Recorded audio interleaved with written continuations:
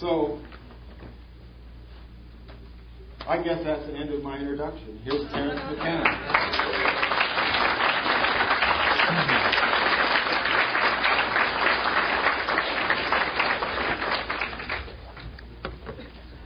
Can you all hear me? Can you hear in the back? Yeah? Not very well? Make them hear in the back.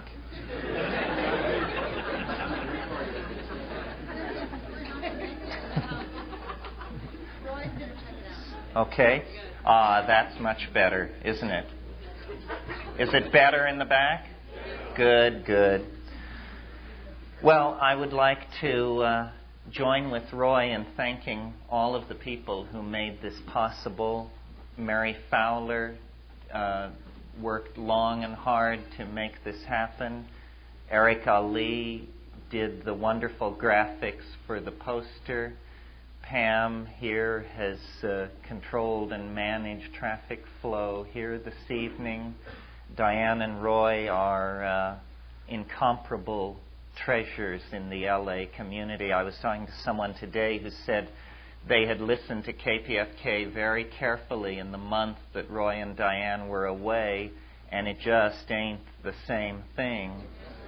It's terrifying to think that two human beings in a city of, 11 million are what's holding up the hip.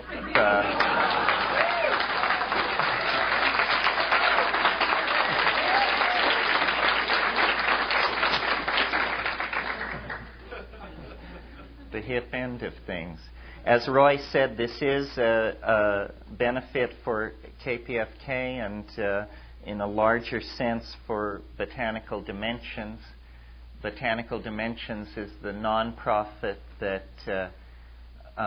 Kat and I and Rupert Sheldrake and Ralph Metzner, Ralph Abraham, Frank Barr, a number of people have organized to carry out plant rescue operations for medicinal plants and plants with a history of shamanic usage. And we have a botanical farm in Hawaii, 20 acres, maintain collectors in South America, and occasionally support collecting in Africa. And this is our real world political work beyond the communicating and the publishing and that sort of thing, where we actually try to impact some of the negative, so-called progressive changes that are taking place in the third world and disrupting rainforest culture and causing this shamanic and folk pharmacopoeia to be lost.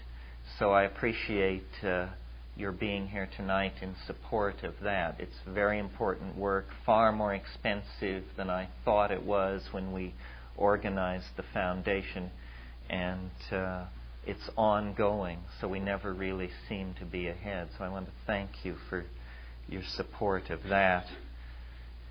In line with that, I've been living with Kat and our two children in Hawaii on the Big Island for the past year, and not really doing any public speaking because there was none to be done there.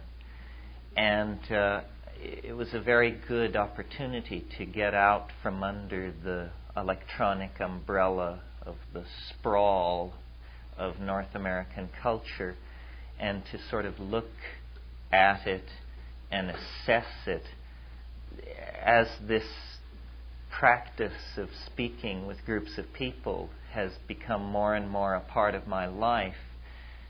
It has sort of changed in my mind from the addressing of certain topics and the building of a talk around a theme to more just pointing and looking and saying, well, here we are, here's where we've arrived tonight. What is the situation? What is the state of the world? What is the state of the union?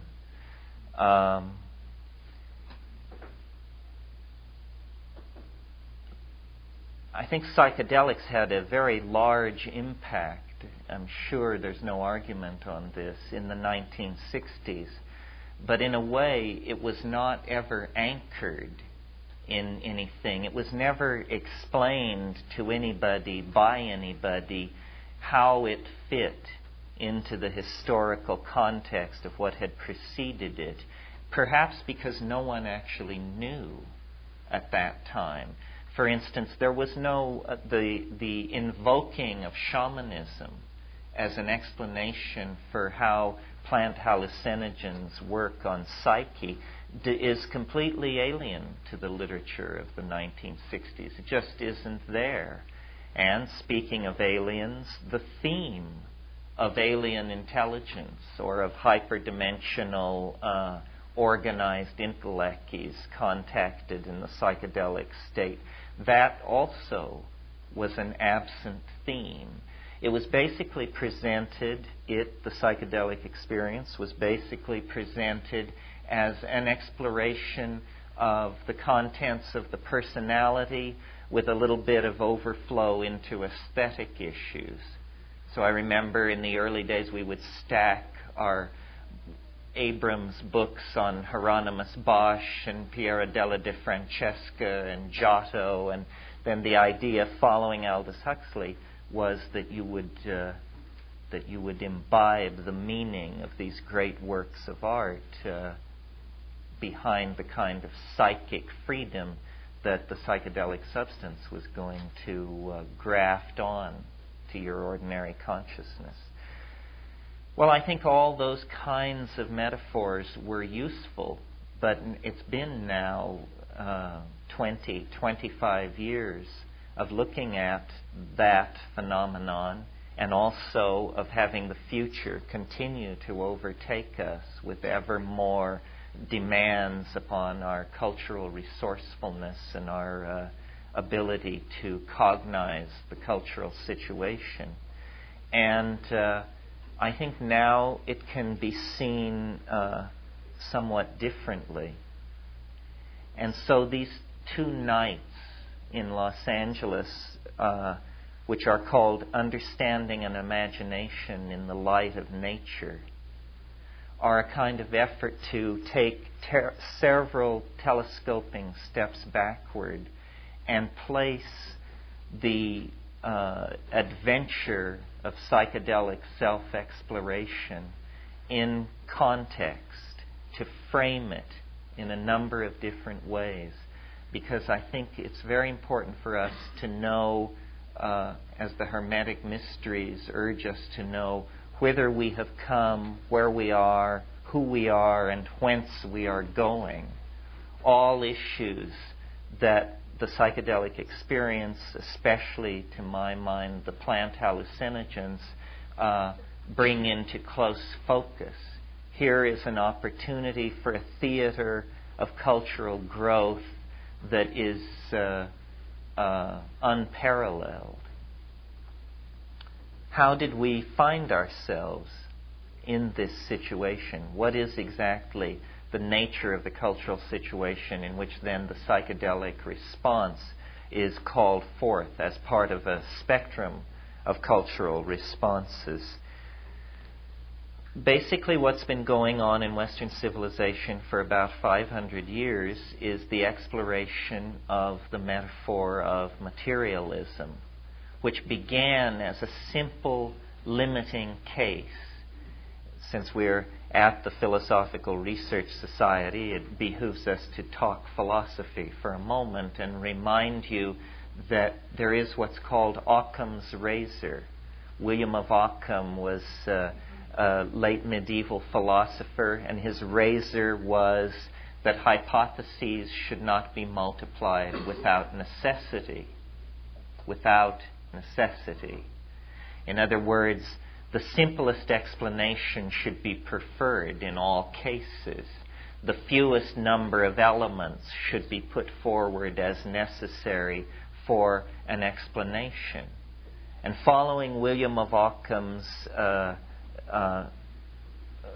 statement of this notion as a logical way of proceeding, the assumption was made then, a provisional assumption at the beginning, that matter could be separated from the notion of soul and spirit, that it could be divided into its simplest units, and out of the activity of those simple units, a model could be built up that would explain more complex phenomena in the world. Cartesian materialism, which was applied very successfully to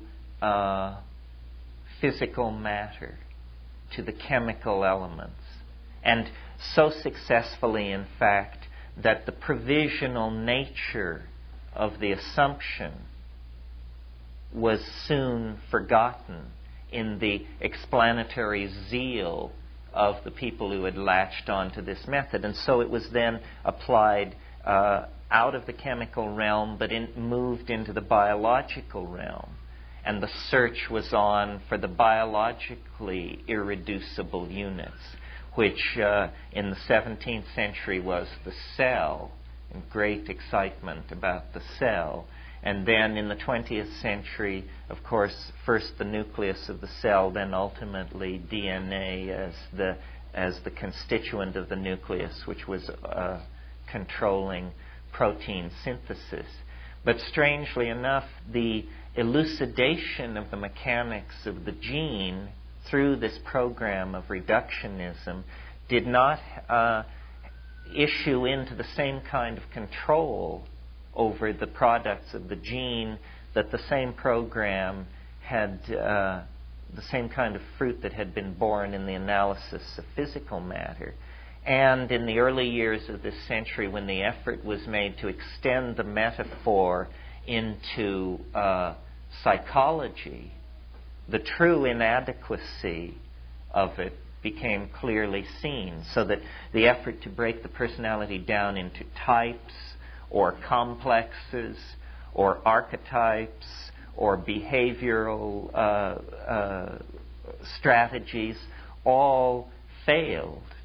And at the same time that this process of disconfirmation was happening in the social sciences, physics, which had been old reliable in the matter of supporting this particulate, pointillistic, materialistic school of explanation, began in fact to betray it, because the analysis of matter was pushed to deeper and deeper levels until finally phenomena began to be elucidated which seemed incomprehensible in the mechanical model.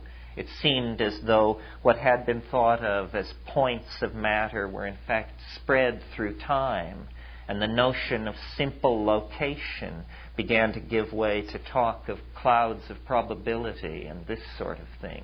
All of this reaching a culmination in 1923 with the Copenhagen Conference on Quantum Physics, where basically a new vision of matter was elucidated.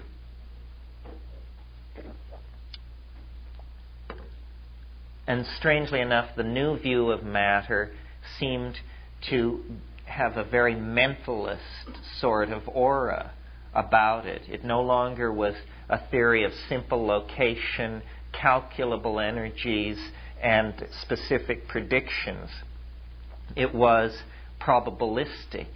Now, this reemergence of the need for a wave mechanical description of matter can, I think, now be seen from the vantage point of 55 years as the first stirrings, or among the first stirrings, of the reemergence of the spirit.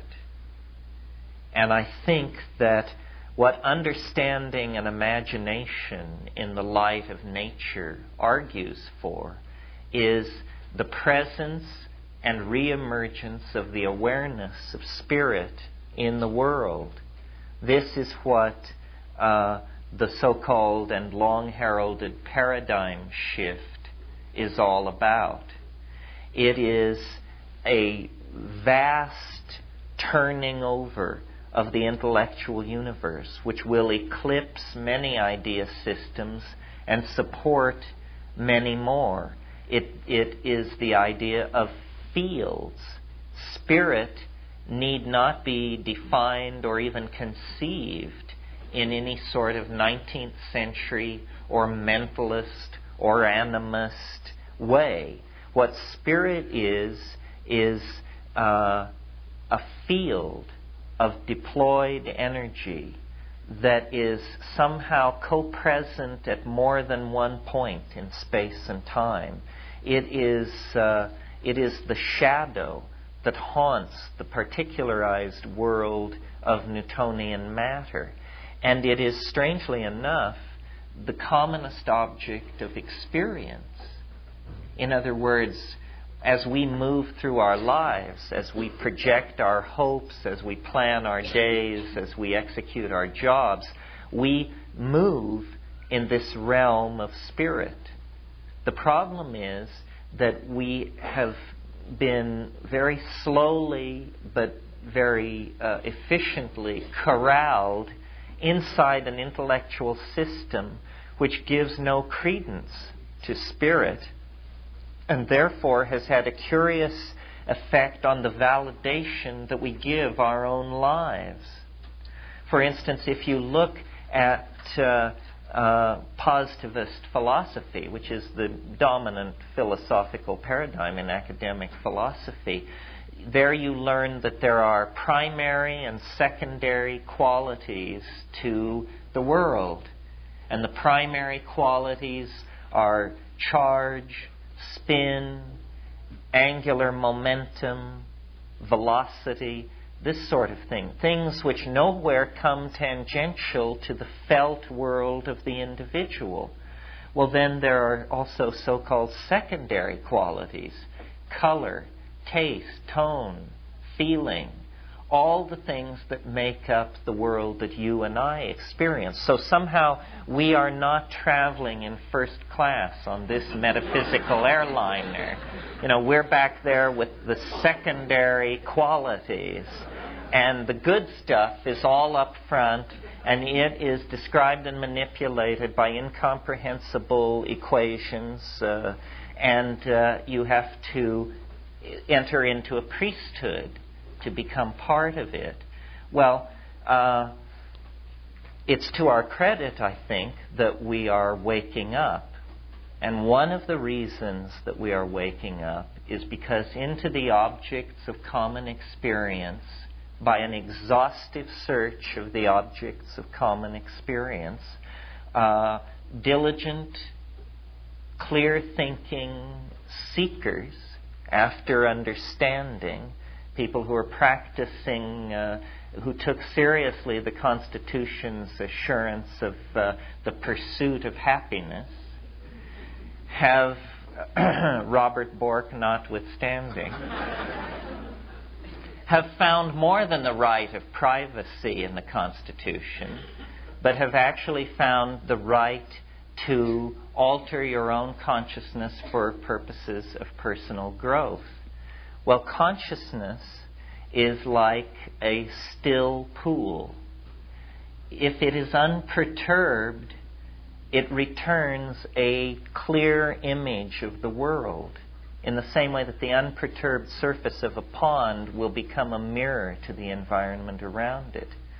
But if consciousness is perturbed by being shifted from its ordinary modalities, then the extraordinarily tenuous and provisional nature of what we call reality swims into our ken. And we see, that what we take to be solid objects, what we take to be here and now, what we take to be personal identity versus other, in the form of other personalities, that all of these things hang by the most tenuous of linguistic threads and cultural conventions.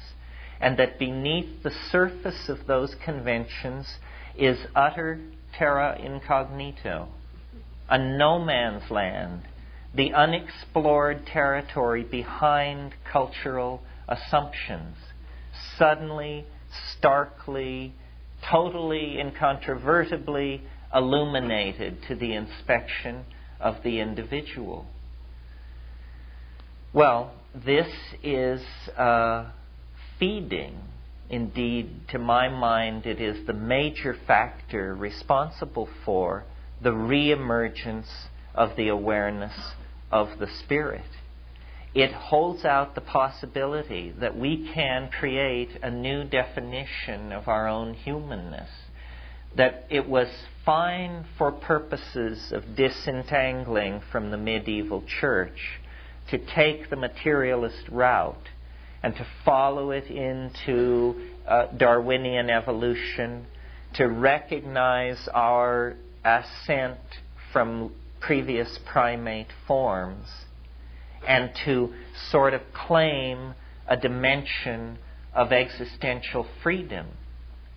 But that is not the whole story. That essentially is the legacy or the achievement of modernism, which was fully worked out by 1927 or 8, I would say. I mean, those people, the pataphysicians, the quantum physicists, the Dadaists, the Surrealists, Alfred Jarry, André Breton, it was all worked out.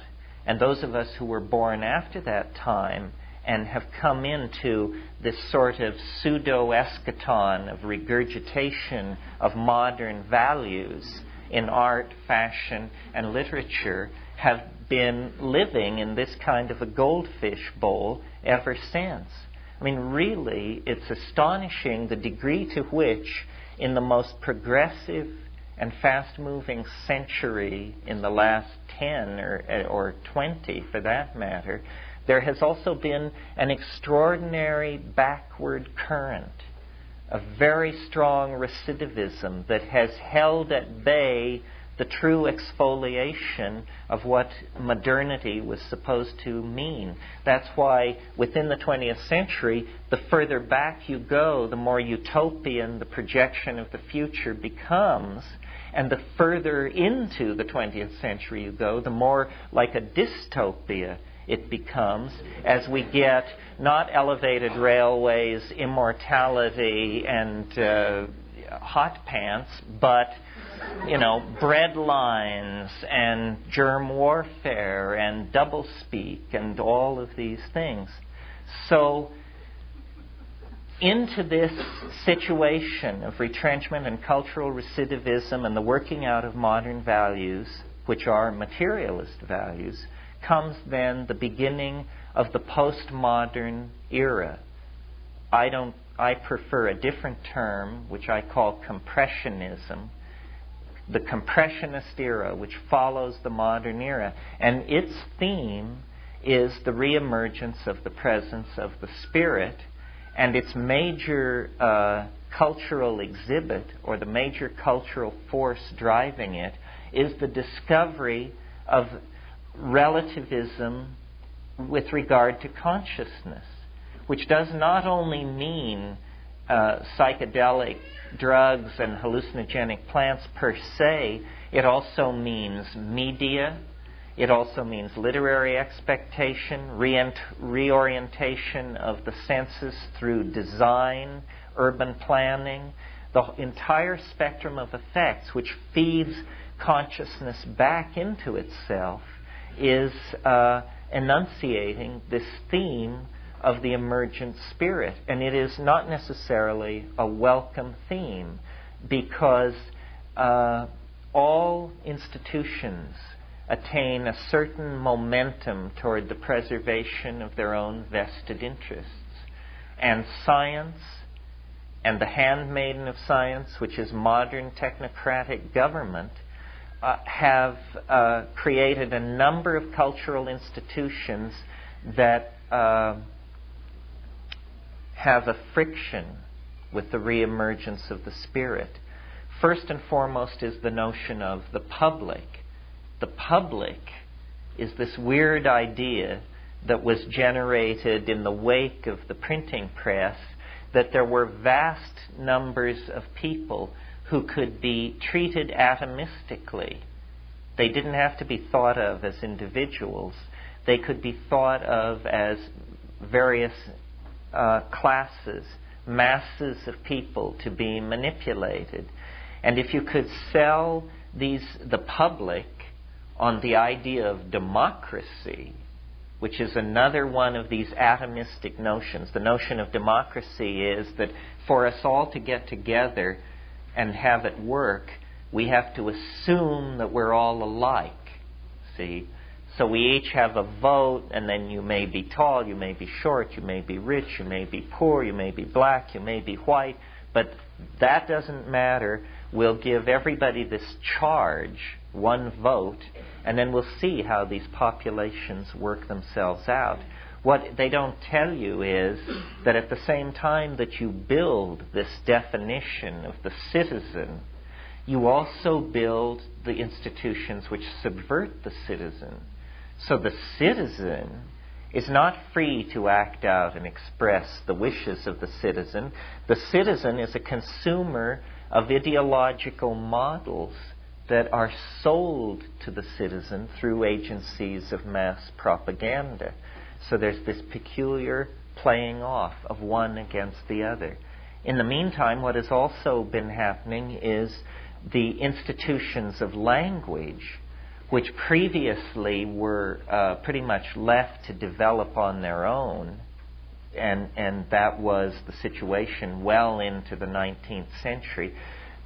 Through the power of the printing press, the evolution of language also became something under the control of these institutions, and they very quickly have replaced whatever reality may have been impinging into the lives of the citizens with concepts.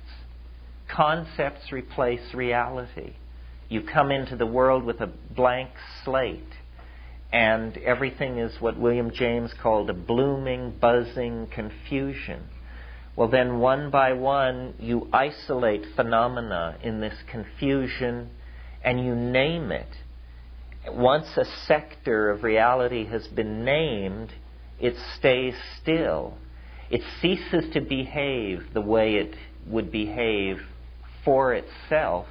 It begins to behave syntactically because it has been changed into a linguistic object. When things behave syntactically, they are either subjects or objects, or the syntactical machinery which relates these two together. In that case, materialism, dualism, projection of authenticity beyond the self are all reinforced. So these are the factors which have impeded the spirit. Into this comes the psychedelic experience. It has a tremendous force to revivify the spirit, particularly because it is not an ideology. It is not something someone figured out. It is an experience. And this is important to bear in mind.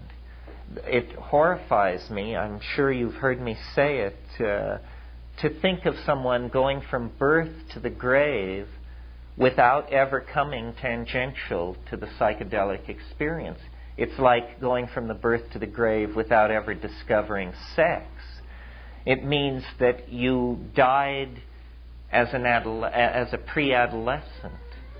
You know, you never really came into your birthright. And we have been infantilized by our cultural institutions to accept the notion of ourselves as citizens consuming these regurgitated scientific models, which are then hashed through by Madison Avenue and then handed down to us by the organs of mass culture. And this is supposed to be what we anchor our lives on. It's no wonder that drug abuse, child abuse, self-abuse is rampant in this society, because it all has been taken away from us. You may read 1984 and think, well, thank God it isn't that bad yet. Well, the only difference between us and 1984 is we dress better. So I think that little gatherings like this, and I feel like this is definitely a family gathering. This meeting was sold out before there was any promo other than Roy's show and a small mailing we did. So you are people who have passed through a very narrow filter. You stay up late. You listen to KPFK, and you tolerate Terence McKenna. So you are either thrice blessed or thrice cursed. I don't know which it is. But anyway, it feels to me like a family gathering. It feels to me like we are figuring this out. And there aren't that many of us, I think. But what we understand as a group, or what I imagine that we understand, is that there is this twilight of reductionism. There is this end of the old model. And yet we're not ready to proclaim the twilight of reductionism to simultaneously be the funeral of reason. You see, there are a lot of people, a much larger group than we represent, who are prepared to bury reason along with reductionism. And I think reason may have been caught in bed with reductionism, but it may have been set up, is the take that I have on it. And is, as they used to say in Watergate, linked but not tainted. So I am a very some people even, someone said I was I was accused of being narrow-minded the other night because I come to this very honestly through the sciences, through trying to really find out what was going on and not just accept everything that came down the pike. I mean, I will believe anything if there's evidence, if it's self-consistent, if the case is well made. I mean, I think that the first thing the truth will be is a pleasure to hear, you know, and not some turgid and tormented thing where you have to go to 6 meetings and not talk to anybody who doesn't believe it and all of this sort of thing. So I think it's important as what I call the archaic revival gets rolling, it is important for us to clarify where we are coming from. When we were simply the lunatic fringe of the lunatic fringe, it hardly mattered. But responsibility will devolve on us to say what we mean and to have a position which is not only convincing to the converted, but convincing to the skeptics.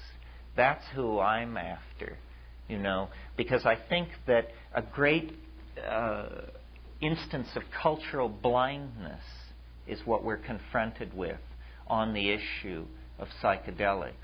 Psychedelics are to the science of psychology what the telescope was to astronomy in Galileo's time.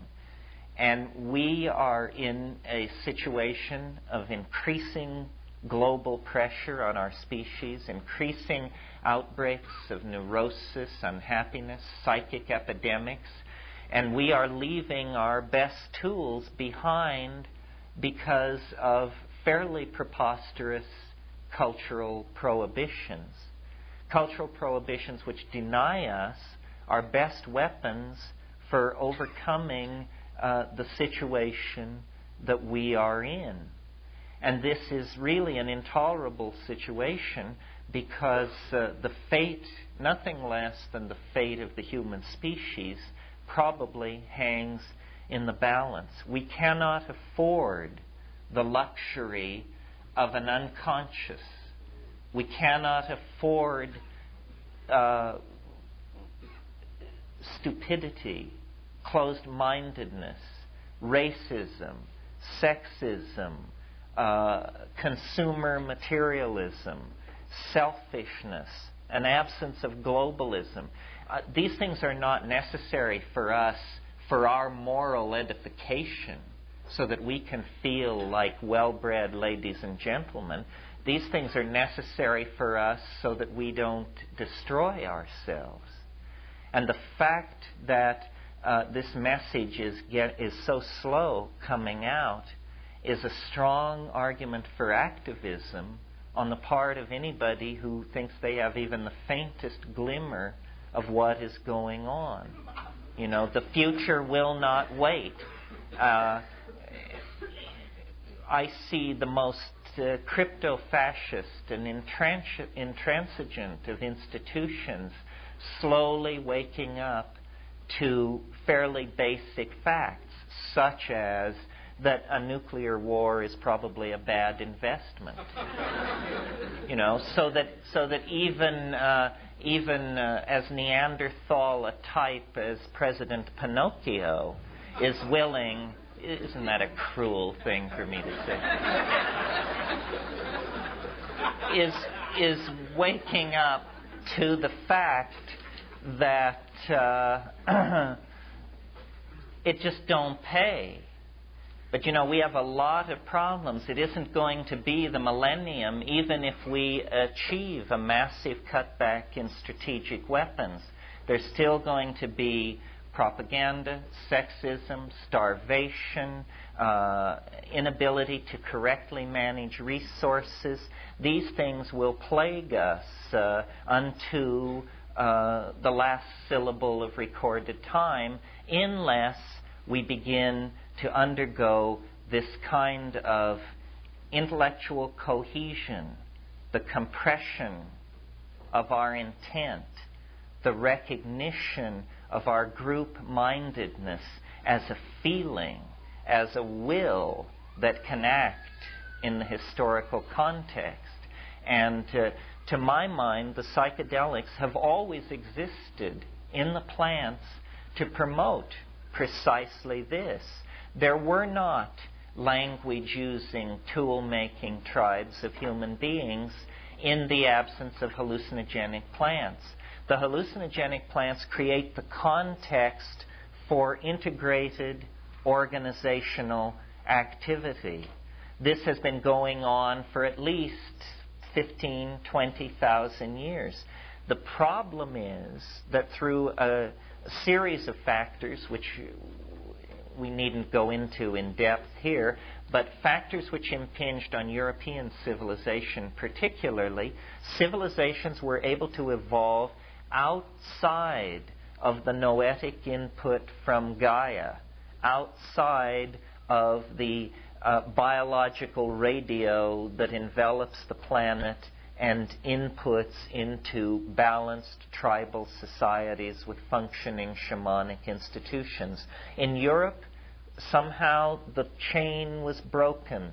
The link back to the elder gods and goddesses and to the biological organization of human society before history was lost. And this curious kind of ungoverned intellectual development occurred, ungoverned in the literal sense of a machine which slips from the control of its governor. And in that situation, materialism, which is an insupportable philosophy actually if you have an openness, a sensitivity, any kind of cultivated feminine response to nature, it is utterly impossible. Recall that the point of view of Cartesian materialism pushed Descartes to actually claiming in public debate that animals were machines. He said they feel nothing. The apparent display of pain is simply something which we project onto them, because we alone have a soul. And Descartes, you see, himself had not gone over completely to materialism. He believed there was a human soul, but it came tangential at only one point to the human body. Somewhere in the pineal gland there was a switch, and the soul was running things like a telephone switchboard operator from there. Well, very shortly after Descartes, his followers just said, well, we don't need this. This soul concept was just a thing to stay on the right side of the church, and we don't need it, and they cut it loose. And, well, once you cut that loose, then you have all kinds of permission. You have permission to rape and exploit nature, permission which had already been reinforced for Western man by the New Testament, but now raised to the nth degree by the assumption that nature is utterly without soul. And this philosophy persisted well into the 1950s. The essence of Jean-Paul Sartre's existentialism can be summed up in the statement, nature is mute. That was Sartre's position on nature. How many people, thinking themselves existentialists and hanging out in coffee houses, actually ever worked through what the consequences of the existential point of view was? Nature is not mute. You really have to have worked yourself into a weird place to believe that, you know. In fact, nature is entirely something else. Nature is communication, because nature is psyche. This is what we haven't understood. We have somehow talked ourselves into the belief that into the natural world of Eden, God came and made man, and from man woman, and that men and women are of so ontologically a different level than the rest of nature that no conclusion about us can be drawn from an examination of nature. Nothing could, it's impossible for me to understand how this idea persists and has such momentum in the 20th century, where hierarchy theory has very, very clearly explicated the notion of the linkage of higher order systems to subsystems that are physically more simple. So you see, really what we have is a kind of fractal universe. In fact, it's not greatly different from the alchemical view of the 16th century, where people said, as above, so below. The microcosm is a reflection of the macrocosm. What this is really saying is that at the level of a planet, you get a certain level of organization and spectrum of peripheral effects. The same thing, such as self-reflection, self-regulation, intent, goal projection, steering toward perceived goals. You get the same kind of thing on the level of a society, can be a beehive or a herd of antelope or whatever, and you get it in the human individual and the human society. So really what is to be seen is that we are the cutting edge of becoming. We are not a thing apart. We are a unique level of a multi-leveled organism. And we have been called forth out of nature, by nature, for a purpose. And what is our task as individuals, I think, is to discover what that purpose is, and then to align ourselves with it in a way which allows the plan, whatever it is, to most smoothly unfold. Well, what it seems to be is a progressive invocation of spirit, the theme with which I began the evening, that through language, through abstraction, through magical invocation, the formulation of religions, the projection of art, the field phenomena, the phenomena which are diffuse in space and time and not easily located, are forcing or intruding their way into three-dimensional space and time. If you were an extraterrestrial in a starship in orbit around this planet, what you would see looking down is a gene swarm. The species that seem to us to be animal forms, extremely stable in time, are actually highly permeable membranes over millennia and tens of millennia, with genes crossing over, moving around, and being basically obedient to the expression of some kind of teleological form. And it was the concern of 19th century biology to eliminate teleology, to eliminate purpose and directedness. But it's very hard to avoid the impression of some kind of attractor ahead of this planet, embedded in its history, and somehow channeling everything toward it, so that the progressive acceleration of human society, of information production, of communication, the proliferation of languages, natural and synthetic, all of these things are not something going on in the human domain and somehow sealed from the general state of nature, but are in fact part of the general state of nature. And the human experience, or the human animal, as the carrier of this catalytic process, this speeding up and accelerating of process on the surface of the planet, is not sealed from nature, but the leading edge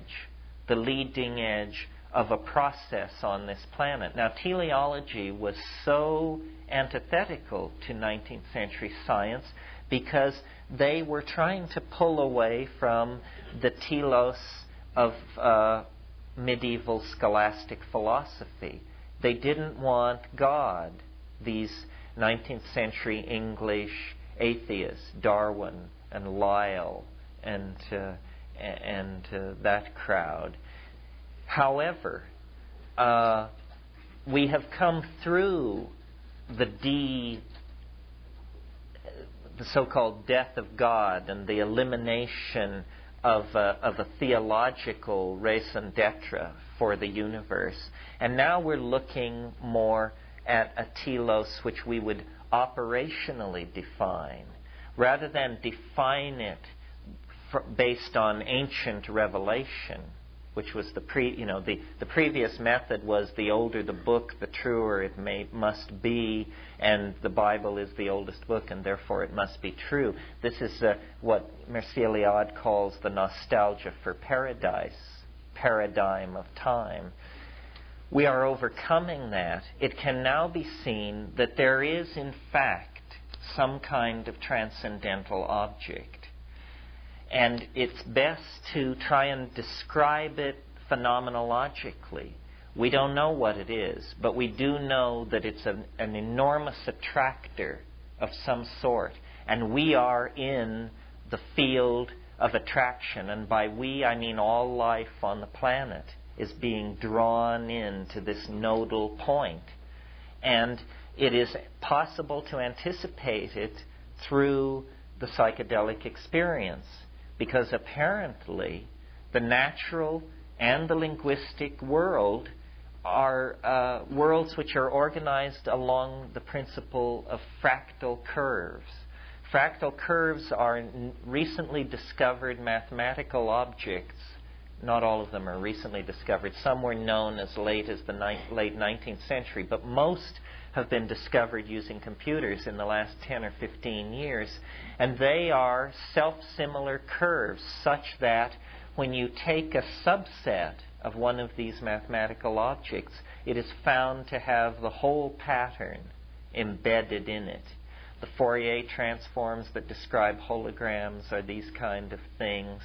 Coastlines, mountain ranges, data of all sorts, when analyzed in a certain way, is found to be fractal. apparently the world is a kind of vast spiral fractal that is achieving greater and greater closure with itself. And we experience this density of closure and this compressionism as the spectrum of effects which we call human evolution, human history, emergence of high technology, the present moment, the rush toward apocalypse. The most intense moments that the universe has ever known are the next 15 seconds. And beyond that lies still more intense moments. Novelty, as a kind of generalized paradigm of the compression of connectedness throughout the cosmos, is accelerating moment by moment in the rocks, in the trees, in the stars, and in us. And so what we call history, which is not as modern, the modern theory of history is that it's what they call trendlessly fluctuating. That's their model of the world. You get order at the atomic level, order at the biological level, order, and suddenly you reach human beings, trendlessly fluctuating. It's as though, we were Brownian, affected by the Brownian movement of random particles, and yet we somehow, out of all this ordering, we're to believe that then emerges the trendless fluctuation of human history. Actually, this is nonsense. It's simply that there has never been a thoroughgoing theory of history. However, now we are ready for them, because these wave mechanical ideas, the notions of closure, Sheldrake's idea about the presence of the past, the way in which the past drives the present, all of these things lay us open for an understanding of the compression and densification of time. And this is what is experienced in the psychedelic experience. Really, Whitehead said of Dove Gray that it haunts time like a ghost. Well, I think that the compression of the three-dimensional universe at the end of time haunts time like a ghost. It's the cosmic giggle. Here a messiah, there a shaman, there an ecstatic poet, and there the tiny ripple that is simply a congruent coincidence in the life of a single individual. Robert Anton Wilson called this the cosmic giggle. It's when something protrudes through the forward-flowing momentum of rational casuistry and causes it to flow around it and eddy and churn, and then you see through for a moment, and you say, well, what is it? There was a plottedness for a moment. There was the hand of the maker there, but now I don't see it anymore. That is the going behind the veil. That is the seeing into the structure of being that lies behind the conventionalized languages. That's why coincidence is so often reported as an accompanying phenomenon for the psychedelic experience, because really syntax is dissolved, and syntax is a filter for this sense of immanent connectedness. And when the syntax goes, the immanent connectedness flows in. Then it's a question of what you do with it. If it causes you to believe that you are going to save the world, then you haven't gotten the message right. That's inflation. And inflation is very bad. It drives up interest rates. So if you get that kind of a take on it, you are misusing it. Nevertheless, the most advanced yogic techniques that are known are the techniques of the so-called Anuttara Yoga Tantra, the tantric yogic techniques. And there, the prescription is, it says in Herbert Gunther's Treasures of the Tibetan Middle Way, you should think of your house as a resplendent palace. Think of your utensils as made of beaten gold, and think of yourself as having a body made of living mercury. What this is, in Western psychological terms, is an invitation to inflation. But if it is approached with the right analysis of mind, basically that there is nothing but Bodhi mind and there is no particularization in time and space, then there is no inflationary feedback into the ego. And this is the kind of opportunity that the psychedelic opens up. It is, I've said many times, quoting Plato, time is the moving image of eternity. Time is the moving image of eternity. What the shaman does is he or she leaves the mundane plane, and in Iliad's phrase, is able to trigger a rupture of plane. And the rupture of plane carries the shamanizing person into another dimension, literally another dimension. And in that other dimension, all of time and space is beheld, as James Joyce said, in a nutshell. And in the nutshell of time and space, everything is seen to be a part and a aesthetically pleasing, integral, necessary part of the transcendental object. In fact, what this universe is a lower dimensional slice of that same transcendental object. Well, I guess what impels my career and what I really can't get over is that what I'm saying to you is true. You know? That, I mean, we sit here, we gather here, and even though we're talking about this extremely far out thing, still all the forms are in place. I'm here, you're there, everybody sits on their ass, nobody sits on their head. It all appears fairly mundane. How can it be that what we are talking about is the nearby presence of an impossibly alien dimension? Now, if that alien dimension had been reported back to us by a robot probe dropped into the methane oceans of Europa, we would be all hot to go there, to organize a $20 billion expedition and a 15-year plan and go out there and find out what is happening.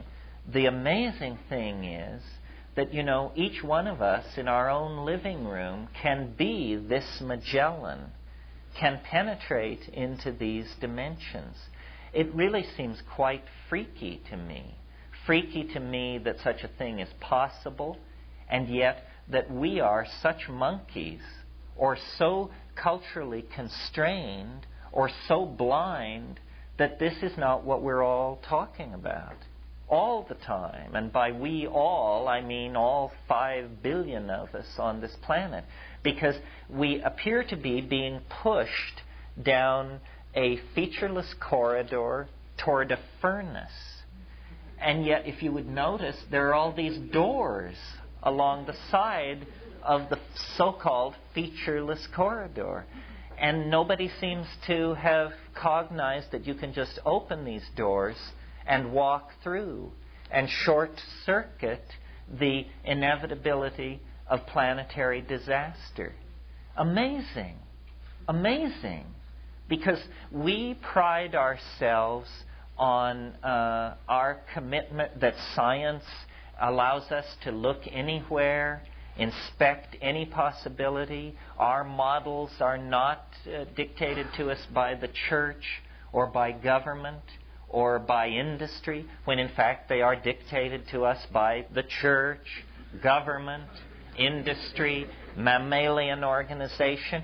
And so we are no better off than all those benighted people in those previous ages where we look back upon them and say, well, they must have been so limited by their worldview because they didn't know about quantum physics and ketamine and Michael Jackson and cable TV and all of these things.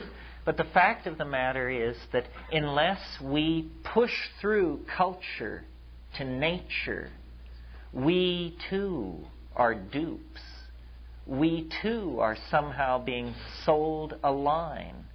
And yet nature is there, outside of the cities. You know, you drive an hour and a half from where we're sitting and you're in the high desert, and it is demon-haunted Paleolithic space.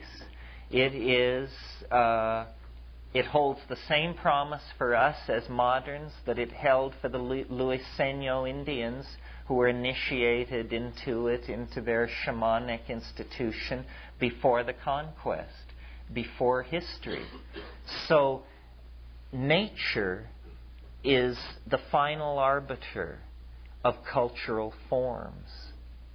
This is what Taoism understood, and this is what I believe the psychedelic plant thing is pushing us toward. It was not immediately apparent that this was so, because as I said at the beginning of this talk, in the 60s, the psychedelics came out of the laboratory, and only the most scholarly of the trippers bothered to study the natural origins and the anthropological and ethnographic context in which these things were coming from, like the Eleusinian mysteries or the Mexican morning glory mysteries or the Wasson discovered mushroom mysteries. But if we can somehow link a respect to nature, a sensitivity to Gaia, a valuing of ourselves, a complete placing of our own feelings and our own perceptions in the forefront of trustworthy sources, and the psychedelics integrated into our lives, then there will be a tremendous cultural impact, a tremendous reorientation, because the message that nature is trying to give, the steering signal on the human species, comes through the accessing of this shamanic dimension outside of history. Revolutions are made by tiny percentages of the populations in which those revolutions are wrought. The important thing is clarity and connectedness and a clear understanding of who one's antecedents are, what the source antecedents are, and what the target goal is. New Age is a pale label for what is going on. New Age sounds too much like New Nixon, New Reagan, New retreaded everything. What is happening is an archaic revival, a harking back to cultural models 10 to 25,000 years old, because the profane fall into history is actually ending. The way the fall into history ends is with the progeny of Adam, the human race, recovering the control of the human form, the control of the human soul, the ability to turn ourselves into whatever we wish to be. This comes through the union of imagination, through understanding, into nature, the invocation of the dream. This is what the Australian Aboriginal Society is talking about. This is what the dream time is. Finnegan's Wake says, up nient, prospector, you warp your woof and spread your wings, sprout all your worth. This up nient, this end of time, this birth into angelhood lies ahead of us, but it is really part of the archaic return to the paradisical mode before history. The psychedelic hallucinogens are the catalysts.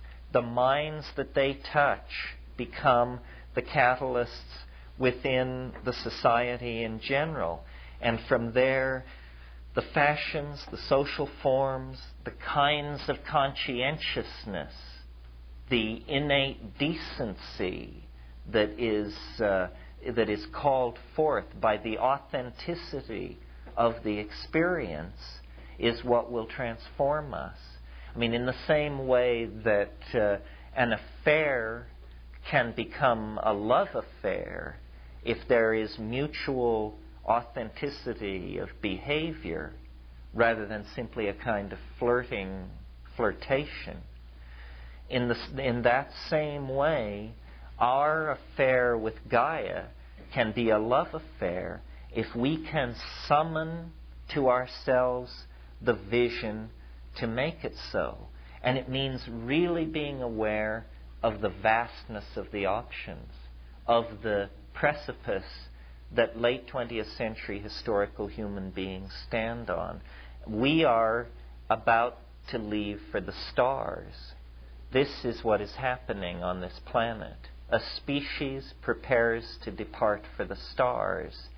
To do that, energy has to be marshaled. The lessons of the long march out of the trees and to this moment have to be collated, sifted, refined, concentrated. That is the alchemical gold. The historical process is the story of a prodigal son, of a wandering and a return. The return is meaningless without the wandering.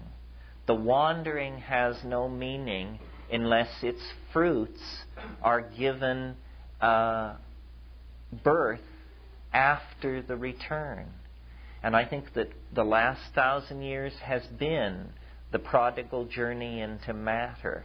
And it ends finally with modern pharmacology, modern ethnobotany, discovering in the jungles of the Amazon and the mountains of Mexico the body of Eros, Osiris, fallen since the time of the flood, but awaiting the re-emergence of the cognizant human connection. That is what the archaic revival holds out. It's actually our salvation. I mean, I think I'm fairly hard-nosed. I don't see any hope for us. I don't see any hope for institutional transformation unless it is done with an awareness of the transcendental object. And the religions that we inherit from the past are so screwed up that the only way to validate and empower the transcendental object is by self-experience, by direct accessing. And people say, well, but can't it be done on the natch? No, it can't be done on the natch, generally speaking, because if it could be, it would have been done. I mean, there are plenty of elder societies on this planet who have the rap down, But look at the kind of societies that they erect. I mean, horrifyingly dehumanized societies seem to be the breeding place of the most sublime religions there are. So, no, I think there has to be a humbling.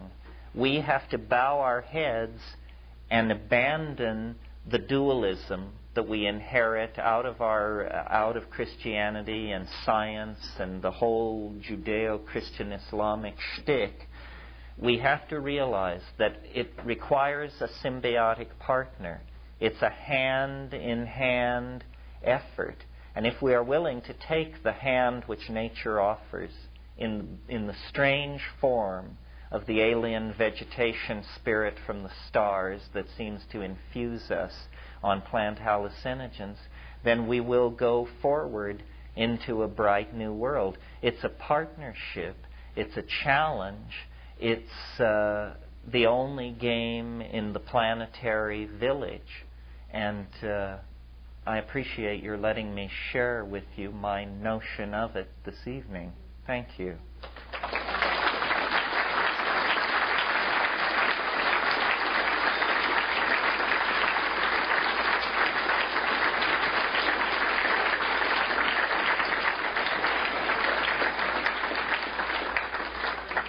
We're going to take about a 10 or 15 minute break and then do question and answers. There are a bunch of handouts, catalogs, events coming up, stuff on tables at the back of the room, which I urge you to take a look at.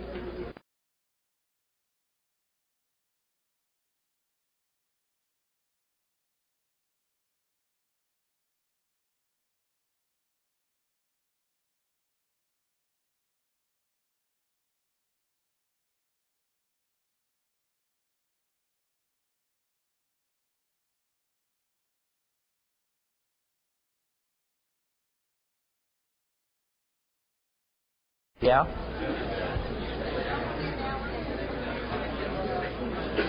We're going to start very quickly because the Philosophical Society has asked that we wind ourselves down. I wanted to call your attention to a couple of things before I take questions. Psilocybin, the Magic Mushroom Grower's Guide, is back in print by popular demand, and at health food stores you buy agar. But I do technical consulting for a hefty hourly fee. But this can be gotten at Bodhi Tree. It's longer. It's on better paper. It has more drawings. It's as state-of-the-art as we could make it. It has brought freedom, prosperity, and enlightenment to tens of thousands. We have, not to be outdone by Tim Leary, we have a piece of software. So if you own a 2E, 2C, or 2GS machine from Apple, why, you can run this time wave software, which in my opinion is actually my best trick, and I will be writing and talking more and more about the wave of time, because in Hawaii, finally developing this software gave me a real grip on it. Eventually we will market this for Macintosh and IBM compatible machinery, but right now it's in the 2E, 2C line. Also, I'd like to mention that Kat and I will be at Esalen next weekend, so if any of you are true gluttons for punishment, why, you can join us up there for 2.5 days, and it should be lots of fun. That will wind this all up. And before I take questions, I want to again remind you of Botanical Dimensions. It is a tax-exempt non-profit. We do need donations. All the money that is given goes very directly into visibly manifesting the botanical garden in Hawaii, collecting the plants,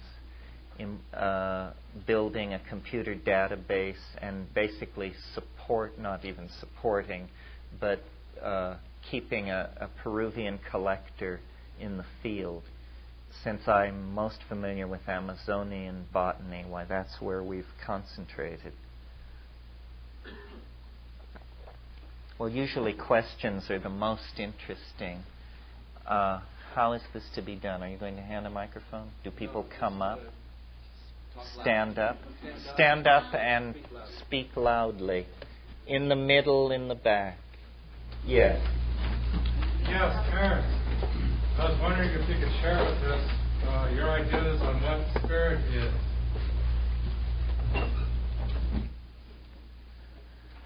Well, I think it's my notion of it is that the way we experience it, it's an informing understanding.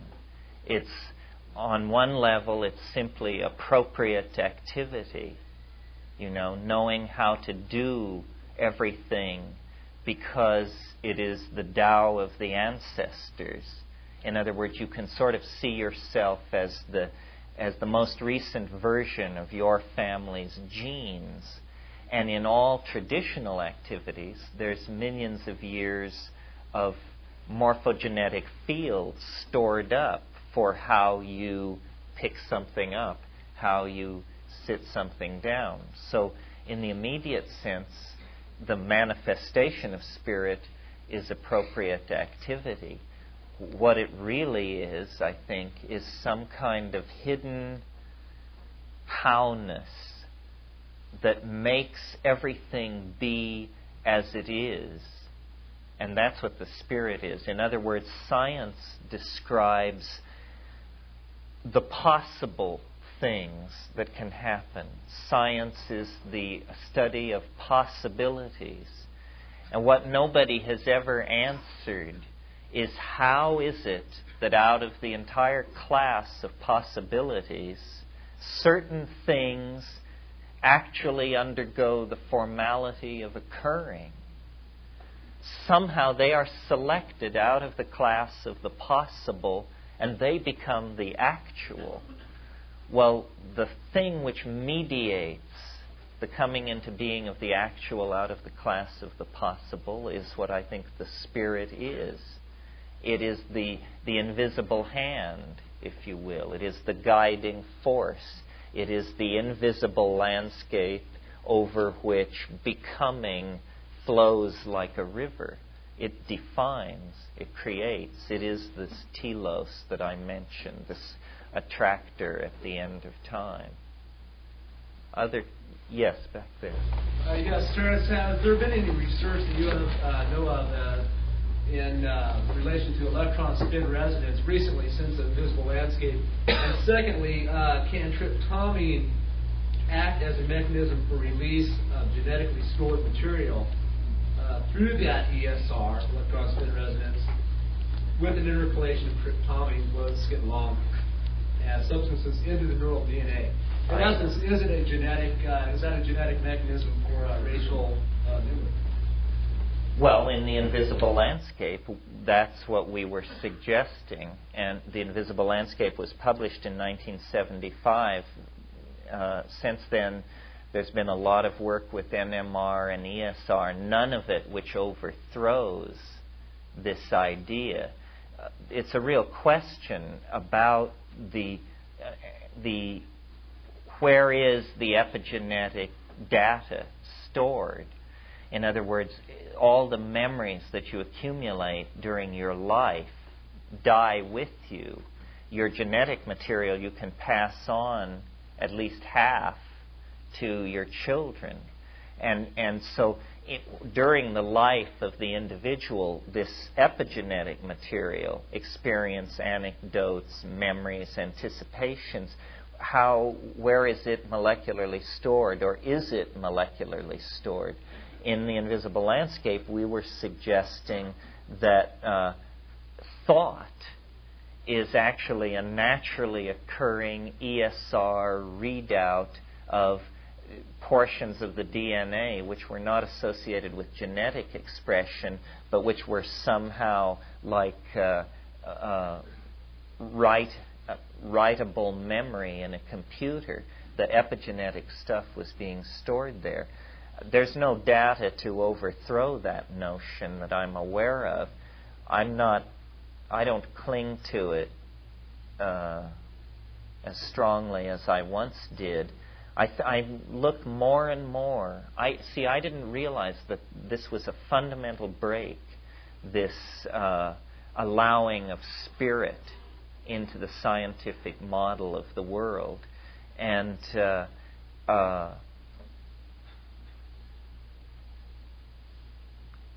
I now think of the brain as a receiver of the phenomenon of consciousness. That I don't believe that consciousness is generated in the brain any more than that television programs are made inside my TV. You know, the box is too small. You know, it just obviously is too small. I mean, it might not be if you didn't have the psychedelic experience, but once you splice that and you say, well, it's taking, 10 high 16 megabytes of memory to store this database, so it just doesn't. I just don't think it would be done like that. I think that there is somehow this field phenomenon that I keep returning to. This is another slice on what the spirit is. It is this field of some sort of energy that organisms, as they evolve, discover, right? Already somehow present in the environment. It is the appetition for being that drives organic evolution into this kind of dance of relatedness to this other thing which it can transduce from another dimension. That's why, if you take consciousness expansion, the phrase, or consciousness enhancement seriously, it must be very important, because consciousness is, after all, what it's all made out of. That's the name of the game. So this transducing of higher states of consciousness then seems very important. Even at that, it will be necessary to elucidate the physical mechanism, whether it's ESR, NMR, or what it is. An interesting sort of opportunity for psychedelic research. You see, the amazing thing about psychedelics is not only that they are illegal and restricted from the so-called ordinary person, but they are restricted to scientific research. Nobody can do research on psychedelics. I mean, it is professionally and practically impossible to do it. Well, there's no other area where this is true. I mean, science probes obscenely into the most private areas of our sex lives, our social lives, our dream lives. Monkeys are smashed against walls to study. I mean, there's no limit to it. And yet there's this total hands-off attitude toward the psychedelics. So an interesting break in this front is the sudden need, because of computer-assisted tomography, CAT scanning, the need for compounds which locate in certain highly defined parts of the brain. If you could tritiate these drug compounds and make them radioactive, you could make very nice pictures of various parts of the brain. So now suddenly there is an interest in all this old psychedelic research about the receptor site and location densities of molecules in the brain. So we may be on the brink of an era where to have a psilocybin trip in the evening, you must have signed on for a CAT scan at General Hospital in the morning. Someone else. Well, I have a couple of questions. I guess I'd like to hear just about the state of these plants that you feel that you need to sort of rescue them from the Amazon and bring them into Hawaii, and how many types of plants there are and that kind of thing. Well, every time I have gone to the Amazon plant collecting, I've observed that the cultures, the indigenous rainforest cultures, are more and more disrupted. And there's a lot of conservation and big organizations raising money to preserve the rainforests and to get large tracts of rainforests set aside. But there is no awareness or social conscience about the fact that the presence of capitalism in the Amazon is totally disrupting tribal human culture.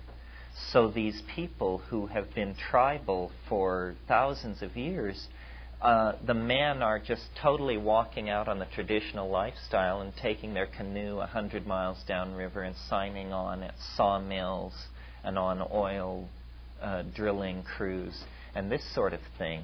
And so the consequences of this is that far more rapidly than the rainforest itself is being destroyed, the human cultural interaction with the rainforest is being lost, and thousands of species of medicinal plants, antibiotics, immune stimulators, hallucinogens, analgesics, all these different kinds of plants this data, this lore, is being lost.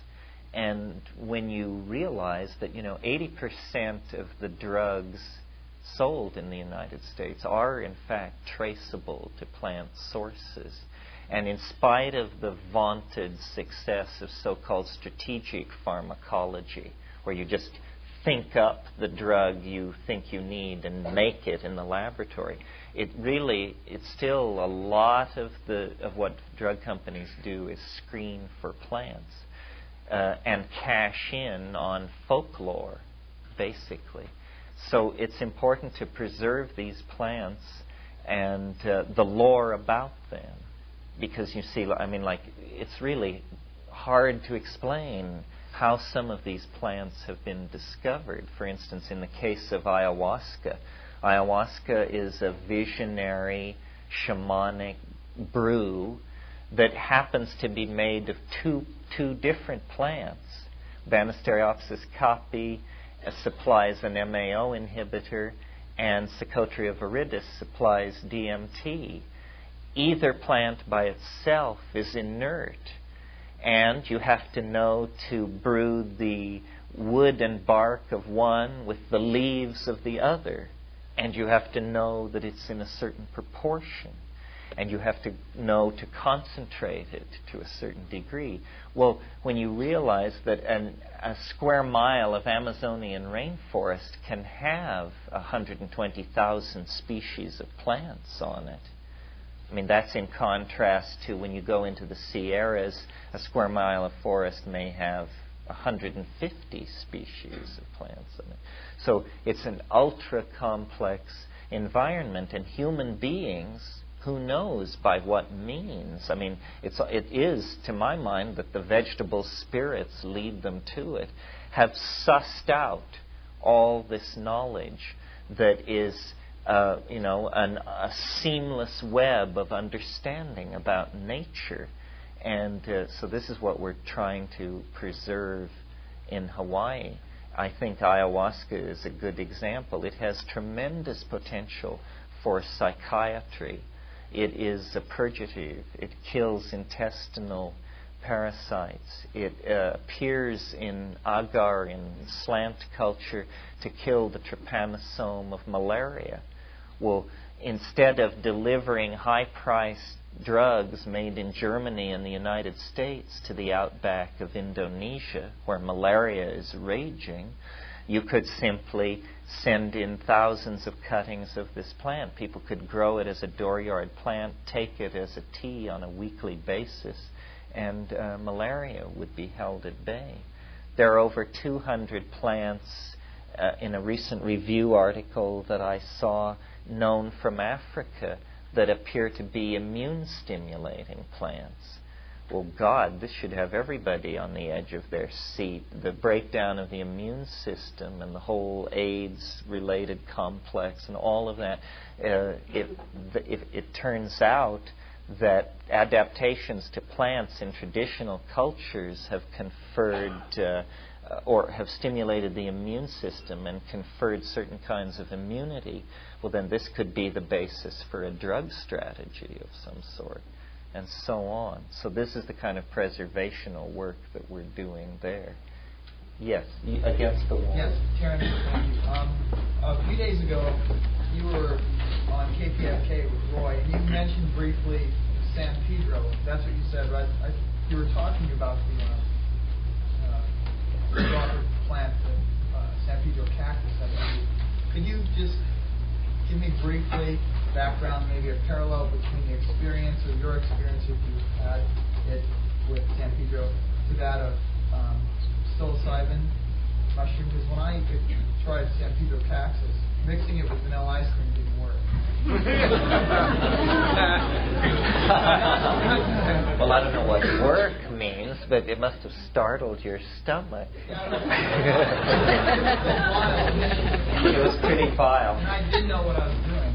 Well, I don't really know that much about San Pedro. I've never gotten around to it. I know a person who swears by it, but they have a elaborate way of cooking it up in a pressure cooker. Mescaline, and halamine, anhalamine, and methylmescaline, all of these things are occurring in that plant. It's an amphetamine-related thing. It tends to be pretty rough. Of the natural hallucinogens, the big ones, as I think of them, mescaline is the harshest. An operating dose is considered to be actually close to a gram, 700 milligrams, which one way that pharmacologists judge the toxicity of a drug is by how much it takes to get you off.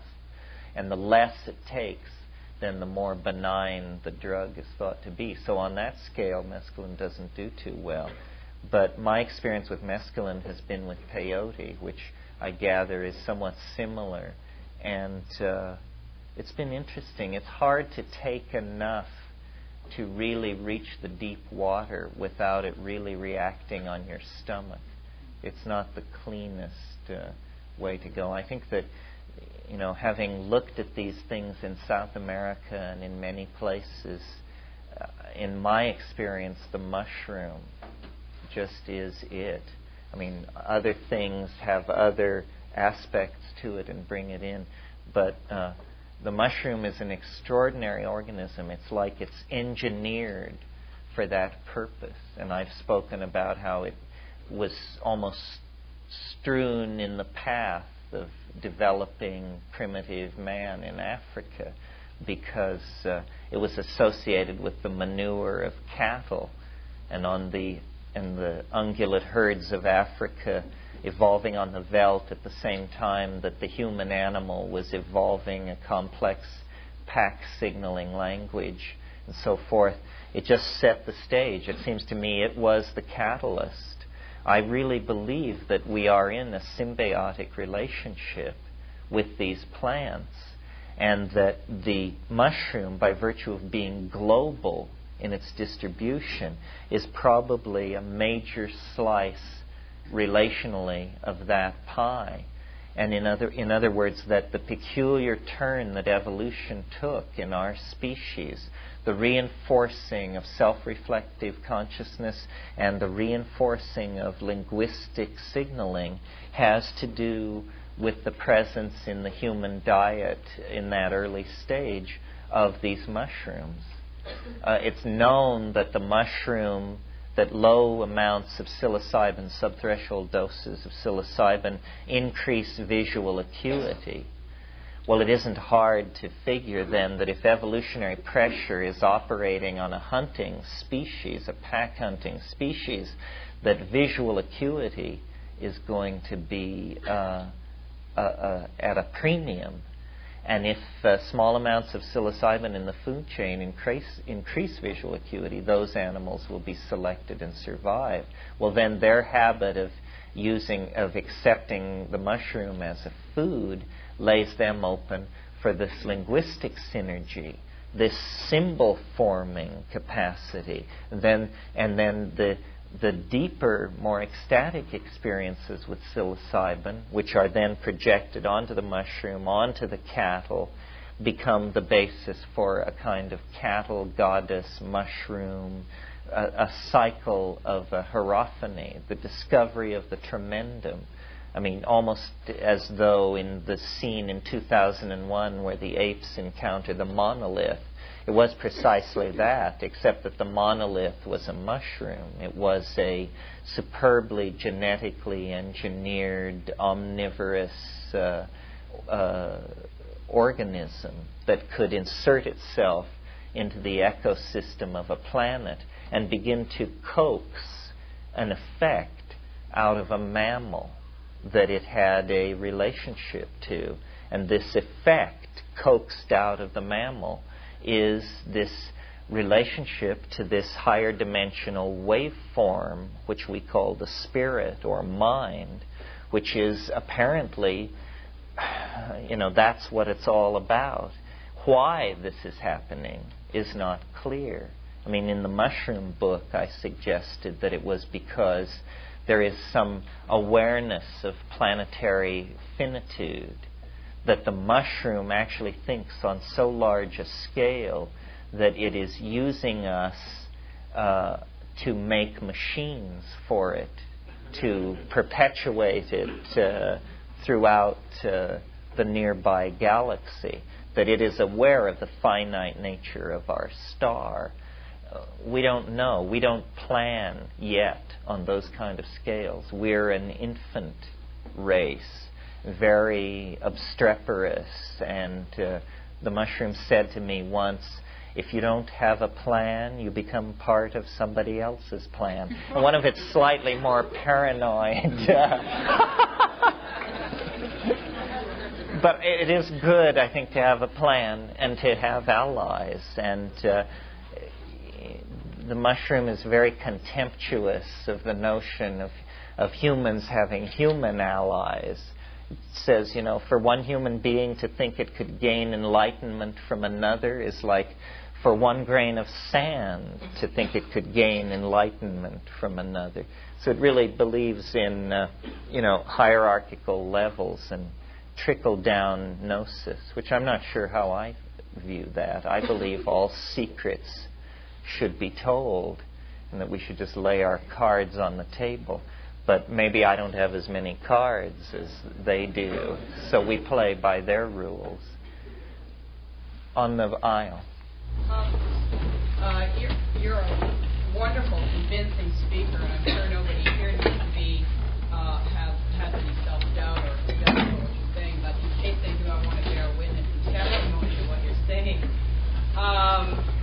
It's absolutely true that there's this intelligence that wants to connect to us, and that we should make every effort to connect to, because, as you say, it is extremely informative. And you're saying that one way we can do this is through the psychedelic experience, which I agree with, because it's happened to me. But I'd like you to talk a little bit about the Western tradition of the mysteries, which involves ritual, and using ritual in order to maintain, stimulate, perpetuate, maintain contact with this nature spirit, which I might add is a spirit that's just bursting at the seams right now to connect to us and inform us and talk to us and help us. Yes, well, Merciliade talked about the difference between sacral and profane time. And he said the way you leave history is you sacralize a space. And you sacralize a space through ritual. You abolish the profane constraints of space and time, the here and now, and you imagine that you are what he called in ilio tempore, in the time before, in the paradisical time before the fall.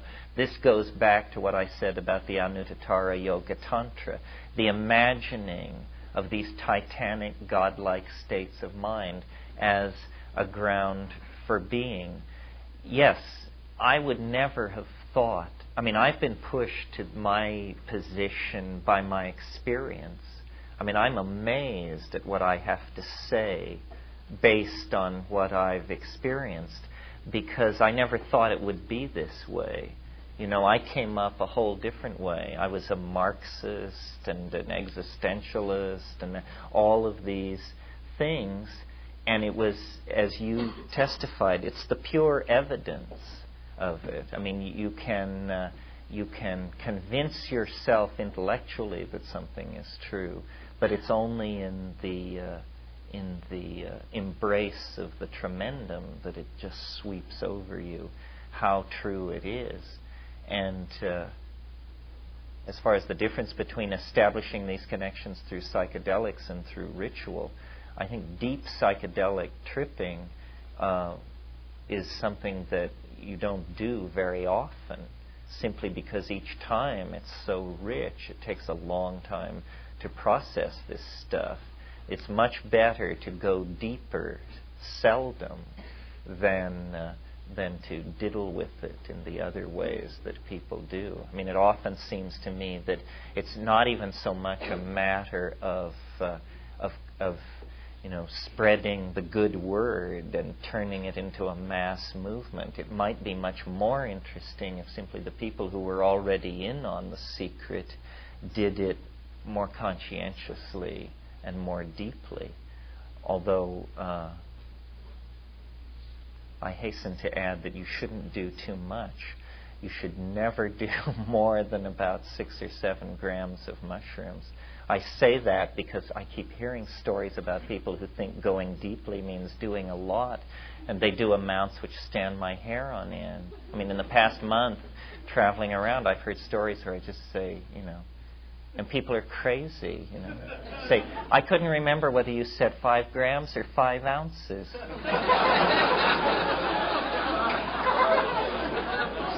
So to be safe, I did 1.5 ounces.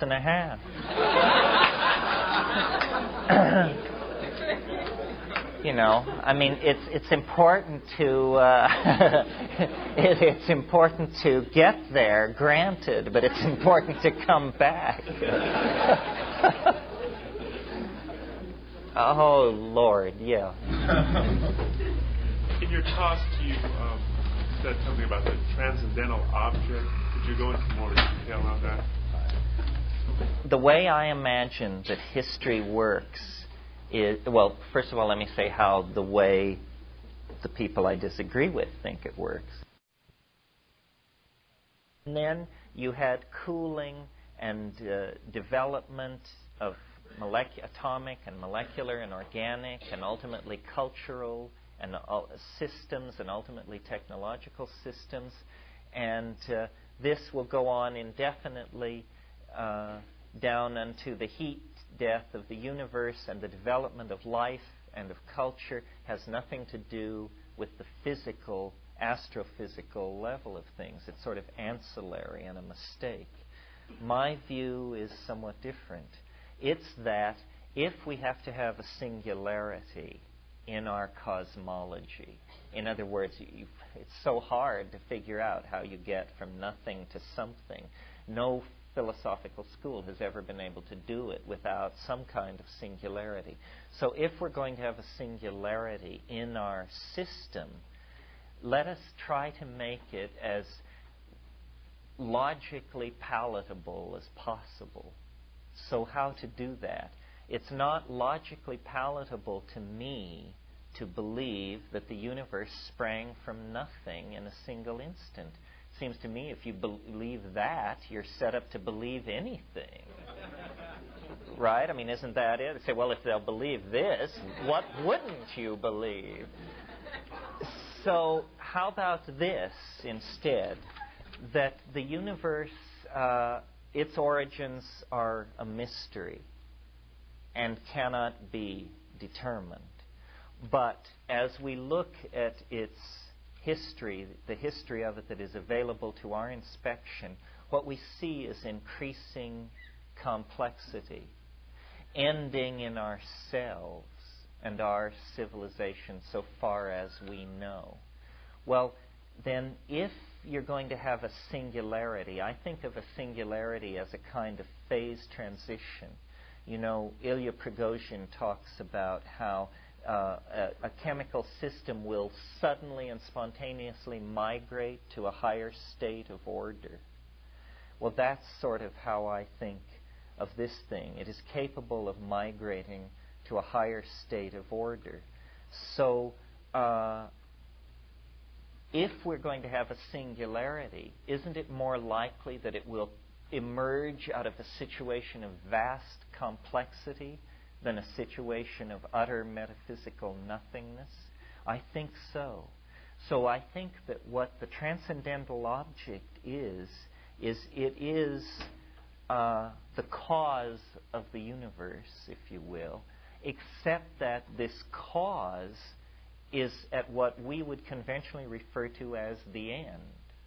It's what everything flows toward. It isn't something wound up which runs down. It's something diffuse which is gathered in to something. And this gathering in takes the form not only of a progressive densification at the physical level, but of a progressive complexification at the organizational level. It also is a kind of a spiral. It has a temporal closure, so that each epoch of closure happens more quickly than the ones which preceded it. And what I mean by that is, it took the universe is 20 billion years old. The first 5 billion years, the first 10 billion years, it was all about star formation and nuclear cook down of heavier elements out of lighter elements. And then you get molecules, which signify a higher level of organization which can only go on at a lower temperature. So as temperature leaves the universe, more complex systems become possible. And then ultimately, polymers of great lengths become possible.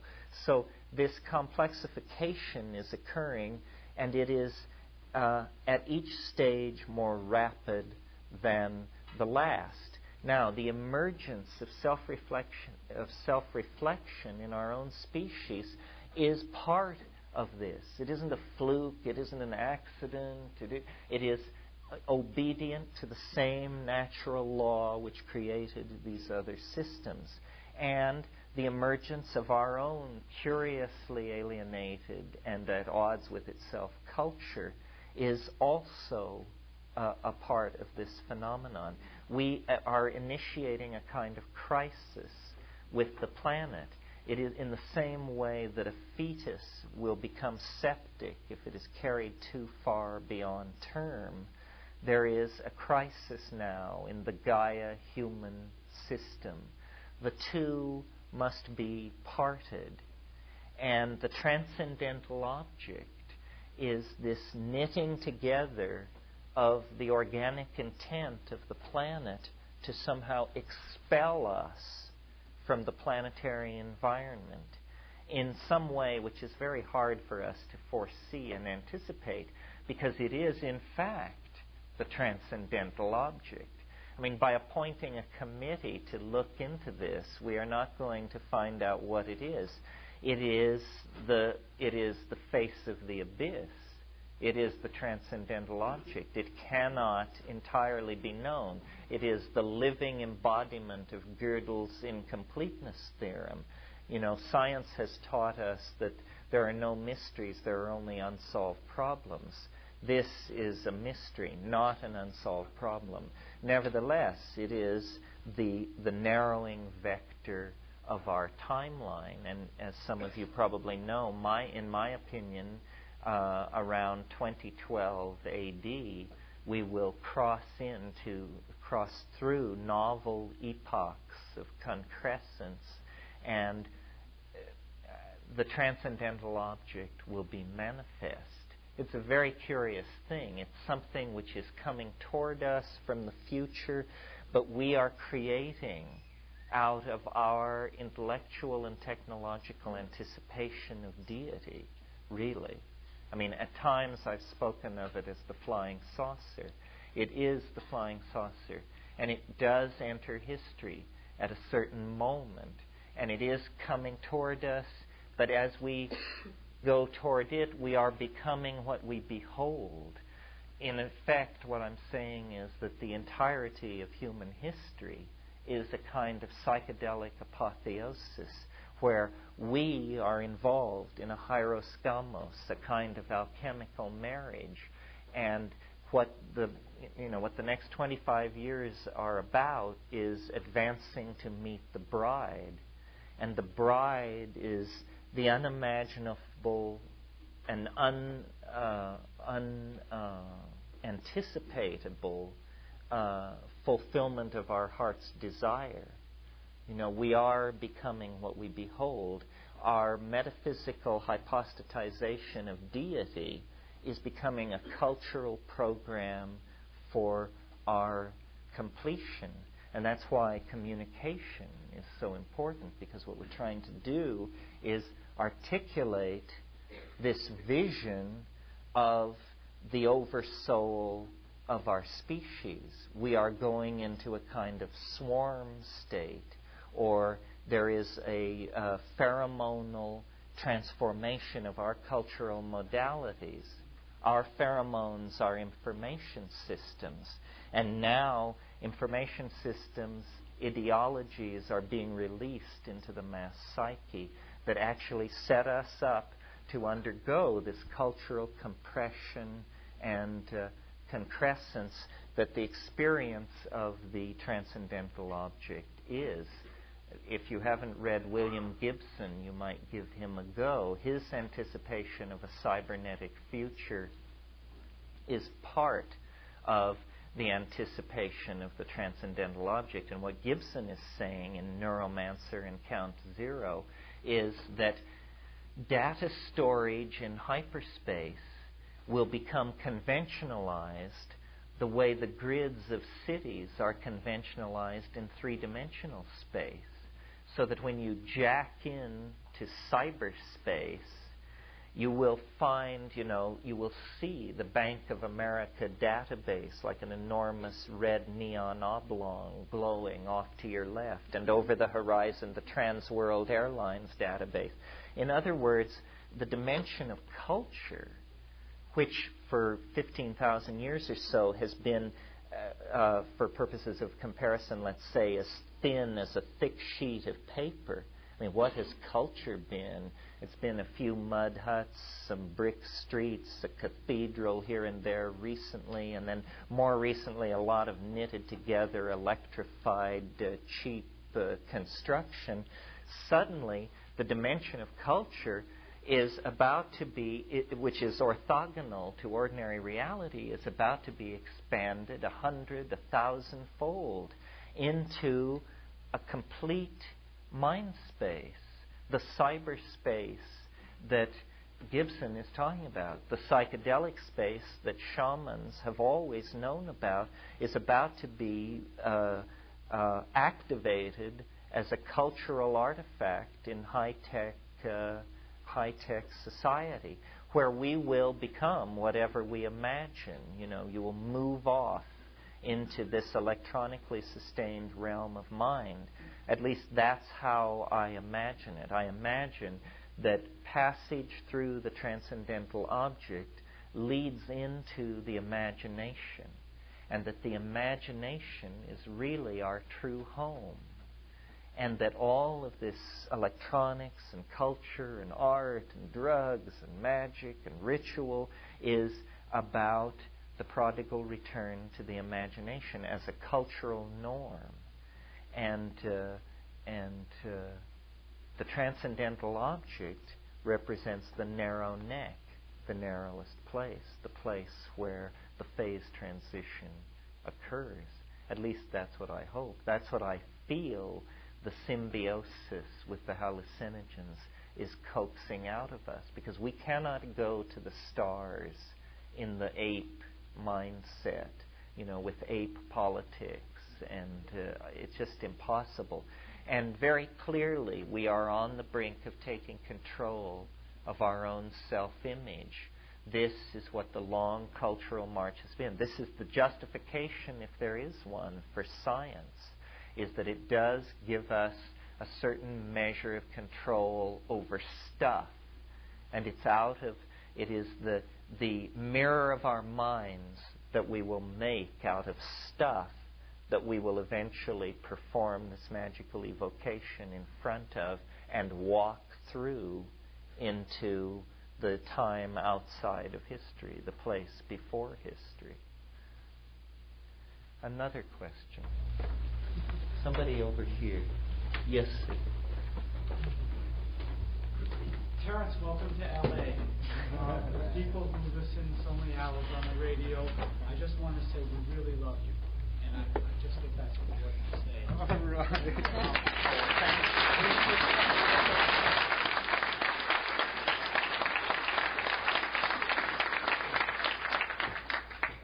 Although I have to admit, I take the show on my VCR and I get it during the day. But anyway, I was going to go to Mexico to a little village up in Oaxaca, and my companion sort of convinced me that it might not be the best idea, because while you're looking around for green men, you might find some federales or something, and it might not be the best place to totally let go.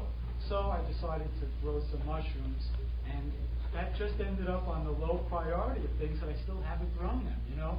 But I was always of the fantasy that going to this place in Mexico, there was something magic there, and there was this quote-unquote morphic resonance, and I wanted to know, if there was a morphic resonance, wouldn't that be in the negative time-space frame? And so my question is, one, do you buy this morphic resonance idea? And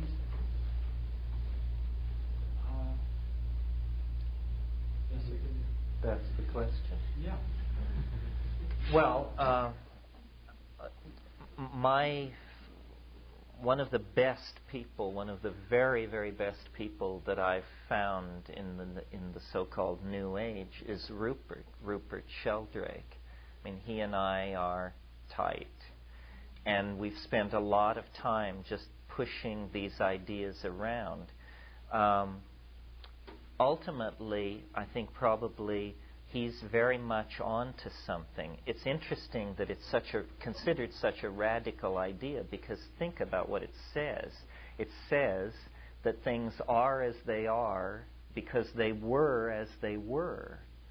One can hardly imagine a more conservative philosophy.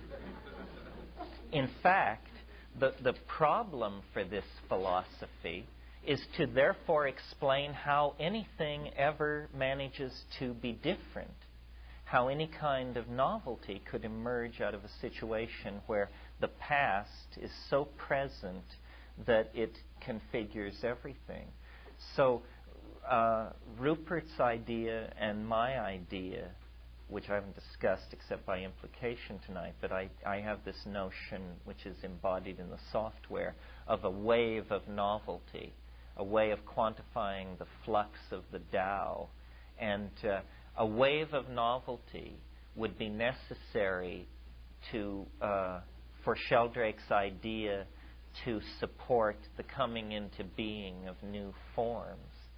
I mentioned this evening in the main body of my talk the term compressionism. I've just sort of begun to think about this. I like it because I like Impressionism, Abstract Expressionism, Surrealism. I like it because it's an art movement, not a science. But I would number the Compressionists that come to mind to be Rupert Sheldrake, Ralph Abraham, Frank Barr, and myself, bringing up the rear. And we all four of us have a slice on it, each different, but each leading to this same set of conclusions, that there is a set of hidden variables which we all describe differently, but that these hidden variables are channeling the development of events. And what this signifies is a new way of thinking about time, and it's all very much in flux. Rupert is a true great scientist and gentleman. If the theory of morphic resonance can be overthrown, it will be, and he will lead the charge. Our effort, when we get together, much of our effort is experimental design. We try to think of experiments that would disprove the notion, because it is a notion which asserts very firmly certain strange things about reality should be measurable and discernible. So morphic resonance, my novelty waves, the dynamic attractors of Ralph Abraham, and the fractal hierarchies of Frank Barr are all embryonic efforts. There's a feeling in the air, a sense of an idea to be nailed down. And I'm convinced, that in the next 10 or 15 years, one of us or somebody we know or somebody sitting at the table nearby will work it out. It's really the great intellectual adventure of our time, and it carries us all along with it. When this thing is figured out, it's going to be understandable to all of us. It is going to end the era of the professional abstraction. For the new paradigm to work, it's going to have to transform the lives of hundreds of millions of people.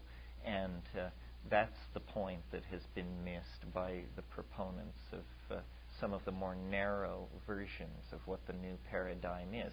The new paradigm will be an understandable explanation of the world. Understandable to whom? To you, to me.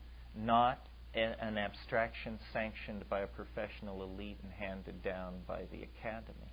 Doesn't some aspect of this phenomenon have to be able to be translated into numbers in order to convince straight society of its existence?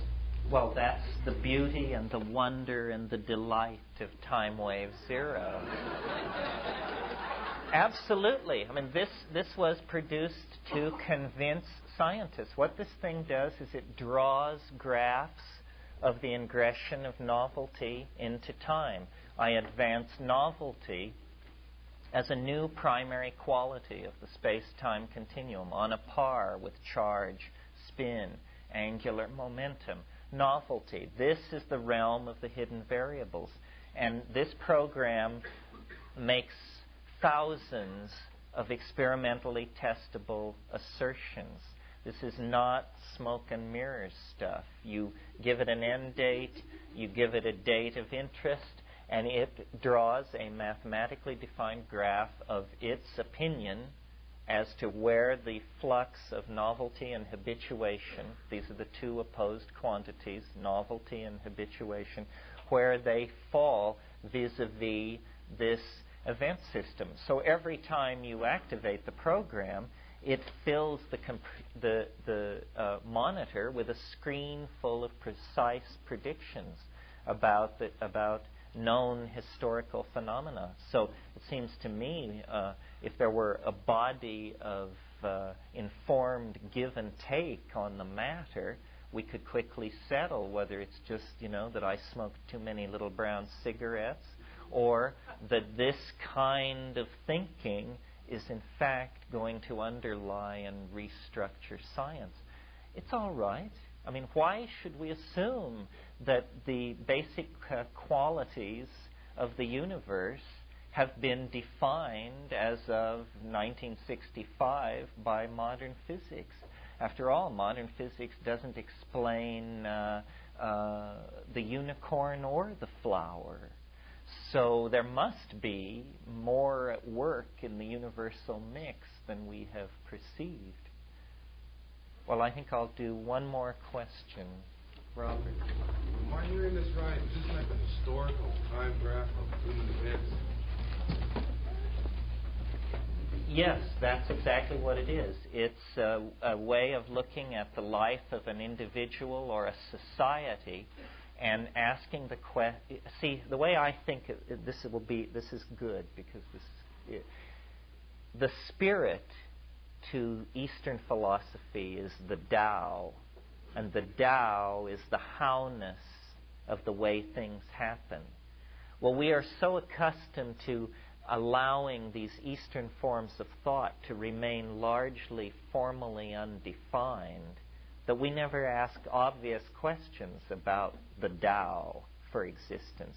For example, in the Tao Te Ching, the opening words in the Whaley translation are, "The way that can be told of is not an unvarying way." Okay, it's a double negative. It's not an unvarying way. Means it's a varying way. Well, anything which varies is modulated. That's a mathematical term that has precise meaning. So if the way that can be told of is not an unvarying way, then it can be mathematically described as a set of integers in flux. The problem then becomes, what integers? Well, that's a long story, but it's all in here. And I'm not mad enough to claim that this particular set of integers is correct. I'm very impressed by its successes. But I am convinced that a theory of this class will eventually explicate time. Time is the spirit, not the time of flat duration in the Newtonian universe or the very slightly curved time of Einstein's universe, but time as lived from moment to moment. It flows like a river. It runs here quickly, there slow and deep. Here there are cataracts. Here there are vast lakes form, and all sense of direction is momentarily lost. Time is the continuum upon which our entire experience of being is deployed, and yet up until very recently the only model we've had of it was this flat or slightly curved surface. That didn't explain the vicissitudes and the synchronicities and the mysteries of our own lives.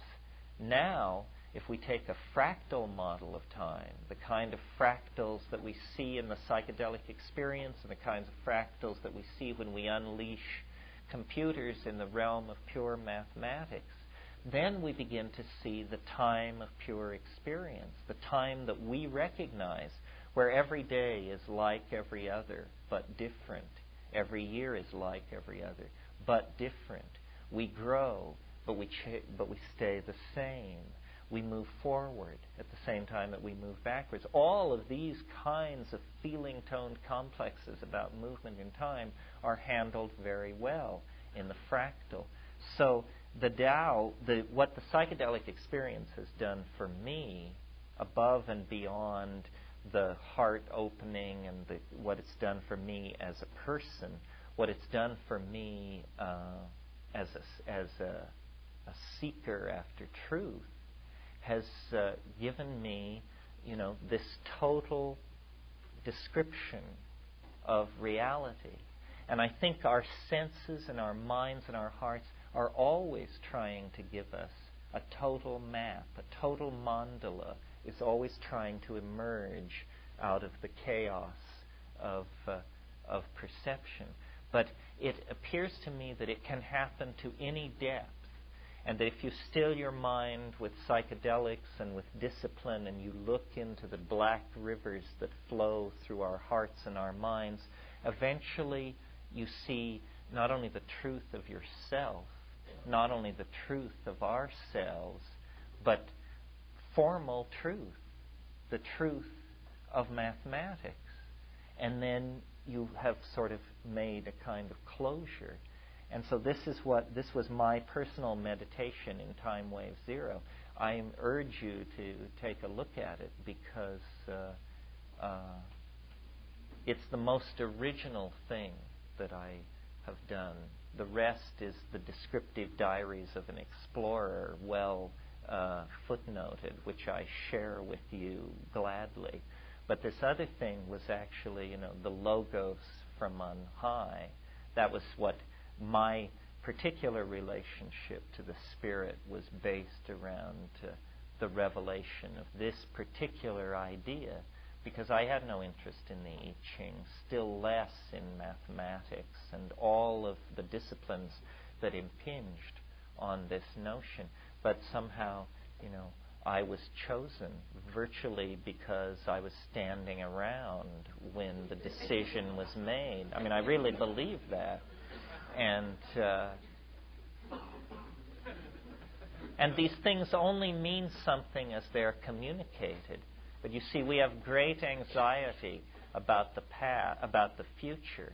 And if there were in fact fractal maps of the future, then that anxiety would leave us and would leave us free. And in one sense, I think that's the transcendental object. It's the manifestation of the Spirit. The Spirit is with us throughout historical time and space, but it is concretized at history's end. Well, that's all I have to say. We're 5 minutes over. I appreciate your being here very, very much. Thank you.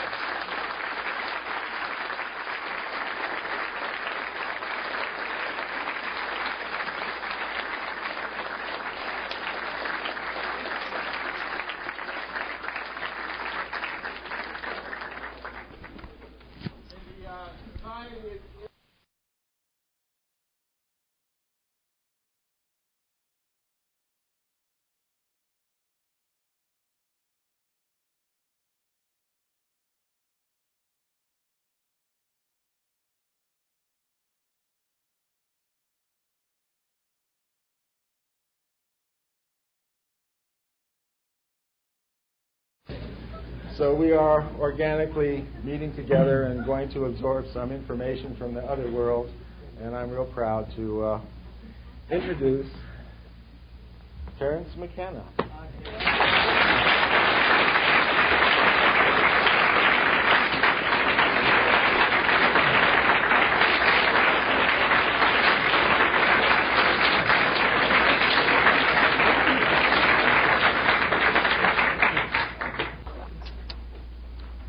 I do want to mention this is a benefit for Botanical Dimensions and KPFK. If you didn't see the promotional material at the back of the room, you might look at it during the intermission. Botanical Dimensions is the real world kind of realpolitik response to all the issues that we deal with, that Kat and I hammered out over the last 11 years, really. And what it boils down to is a plant rescue project built around a 20-acre botanical garden in Hawaii.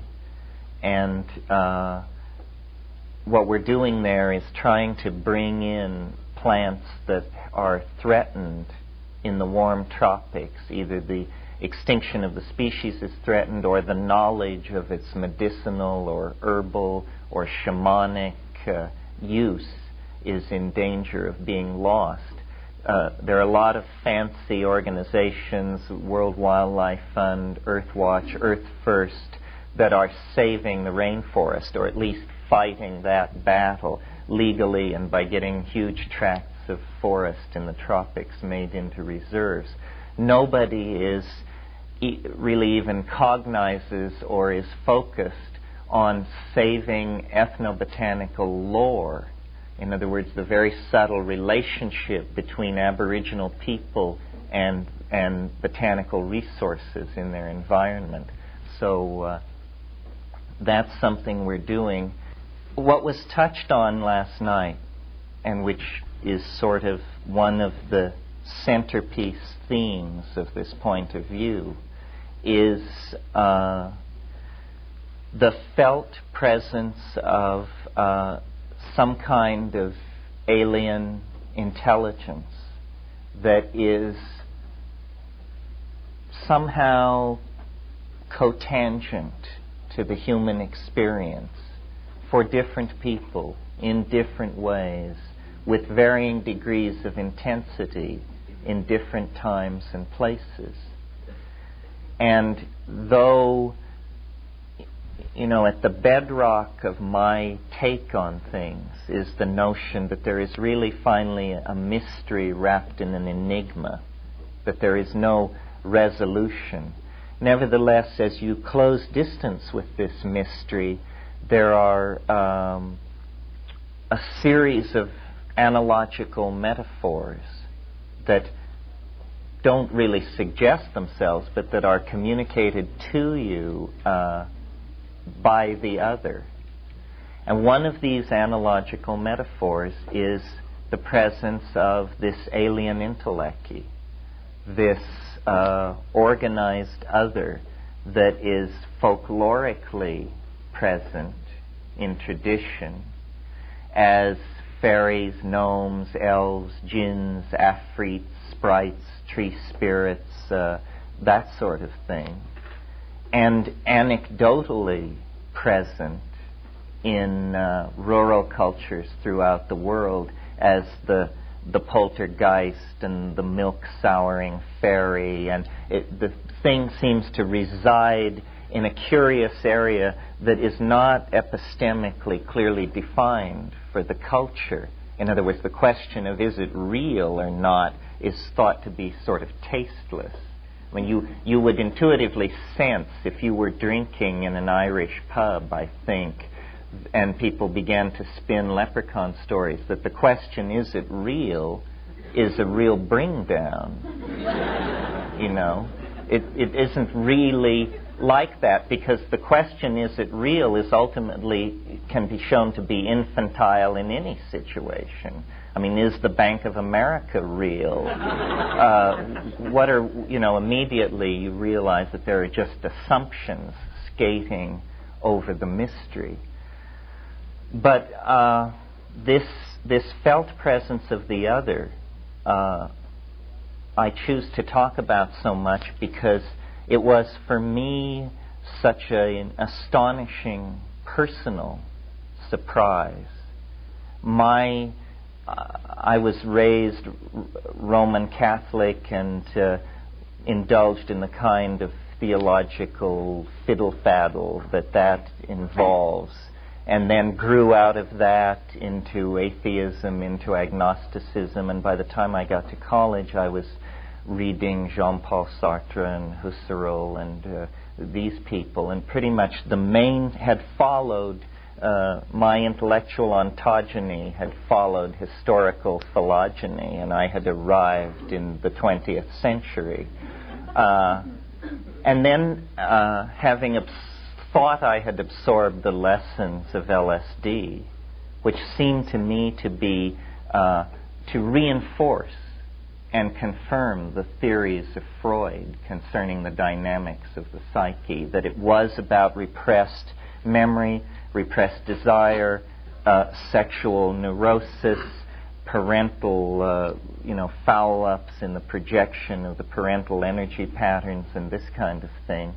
And then someone came to me one rainy February evening in 1967, and really a mad person, a kind of a social menace, an intellectual criminal. This guy had said to me only months before, "We must live as if the apocalypse has already happened." And here he was on my doorstep, and he wore these little black suits that he buttoned up to the throat.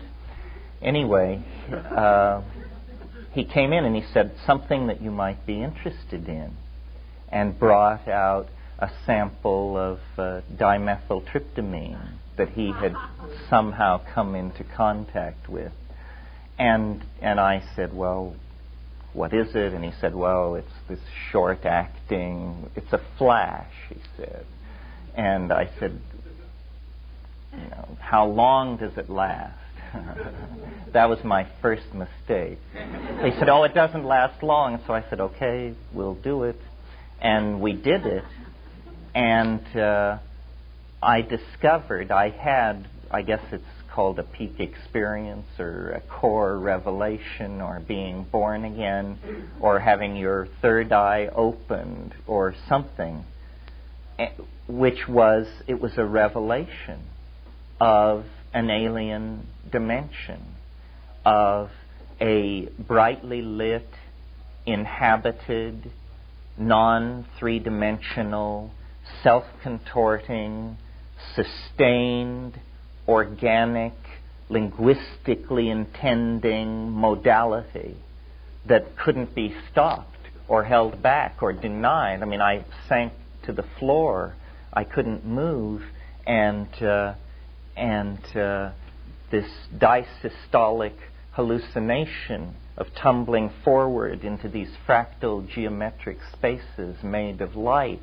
And then I found myself in the sort of auric equivalent of the Pope's private chapel, and there were insect elf machines proffering strange little tablets with strange writing on them, and I was aghast, completely appalled, because the transition had been a matter of seconds, and my entire expectation of the nature of the world was just being shredded in front of me. I've never actually gotten over it.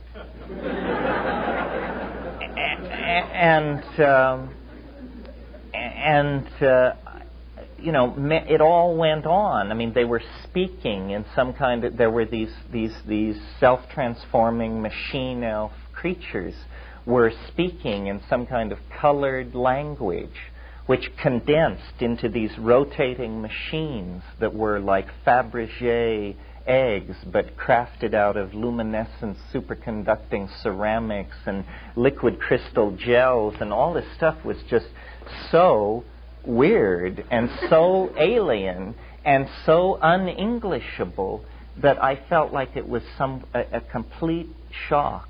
I mean, the literal turning inside out of the intellectual universe. And I had come to this I thought, fairly intellectually prepared.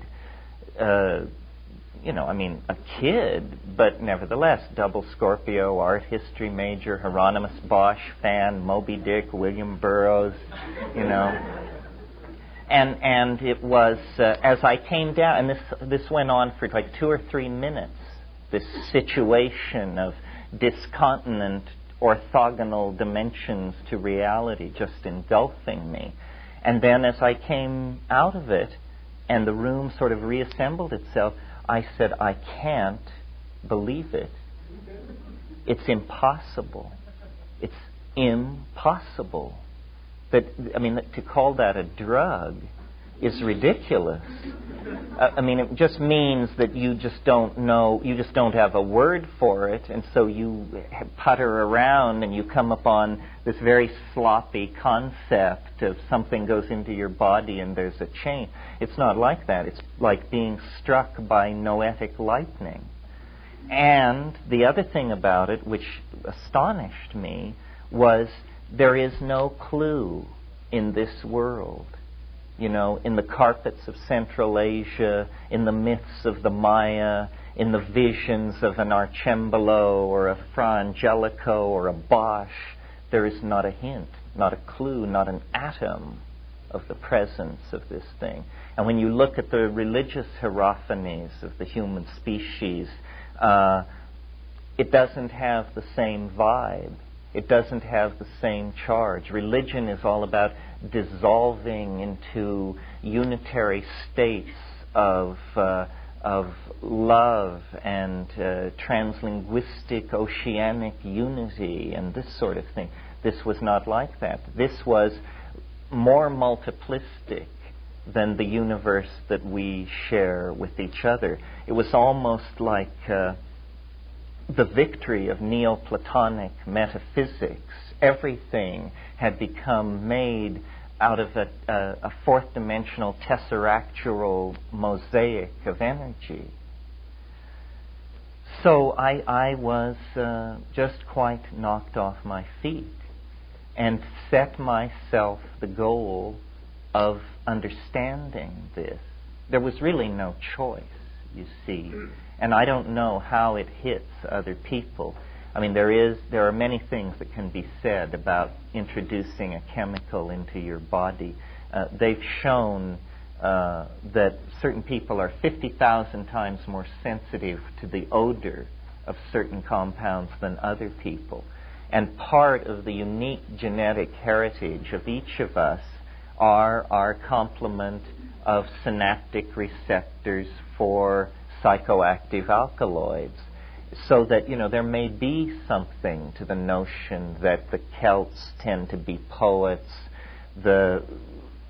certain peoples tend to be expressive in certain artistic modes, or certain senses seem to be accentuated for certain human subgroups.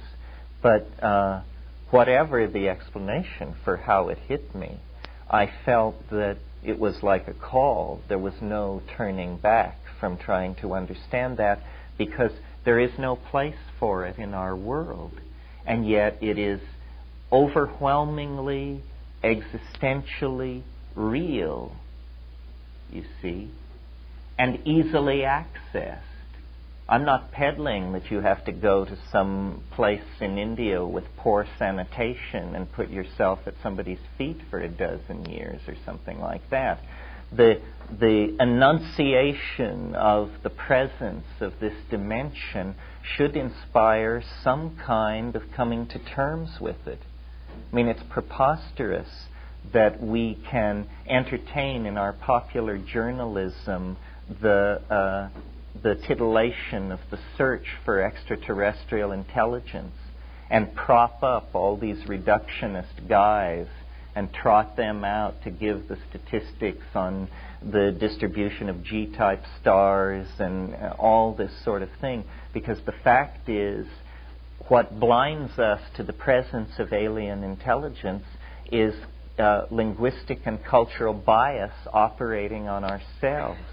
The world which we perceive is a tiny fraction of the world which we can perceive, which is a tiny fraction of the perceivable world, you see. So we operate on a very narrow slice based on cultural conventions. So the important thing, if synergizing progress is the notion to be maximized, and I think it's the notion to be maximized, is to try and locate the blind spot in the culture, the place where the culture isn't looking because it dare not, because if it were to look there, its previous values would dissolve, you see.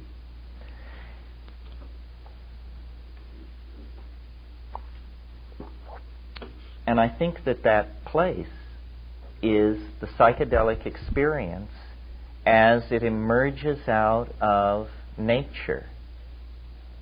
And as human societies interact with the psychedelic experience in nature, they inevitably secrete the institution of shamanism, like a pearl around this umbilicus or this nexus point or this loci of interdimensional data flow, which is really what it is. It's that under certain conditions, which have to do with these molecules that have evolved in these species, which have this weirdly quasi-symbiotic relationship to our species, you punch through the veil. You know, Melville said, if you would strike through the mask. And that's what's done. You strike through the mask of the coordinates of apparent reality. And then this thing is there, which to me is a miracle. It transcended any miracle I could ever ask for, because it not only had the quality of a miracle as I imagined it, it had the quality of a miracle as I could not have imagined it. It was entirely charged with the energy of the other. It had the ambiguity of a pun, a kind of zany, impossible, improbable, hysterical revelation of the joke, the self-contradiction, the provisional nature of it all, that it really is a Marx Brothers movie in some sense. So I pursued it first to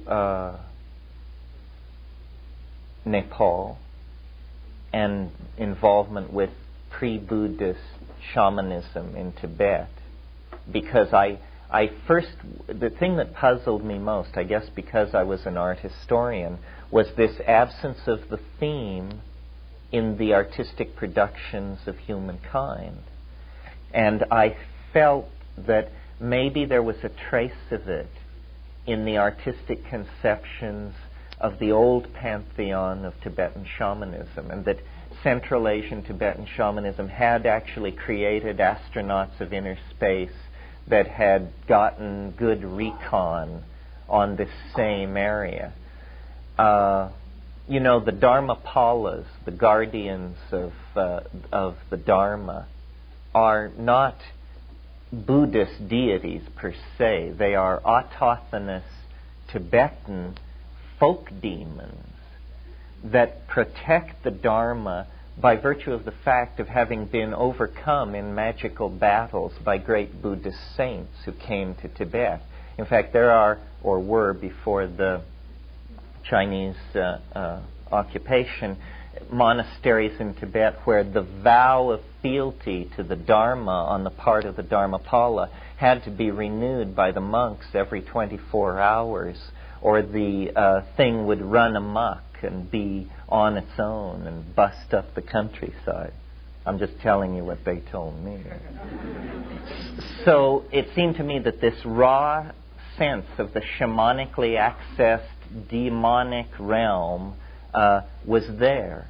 And I also saw traces in Hellenistic Gnosticism and alchemy, but such thin traces.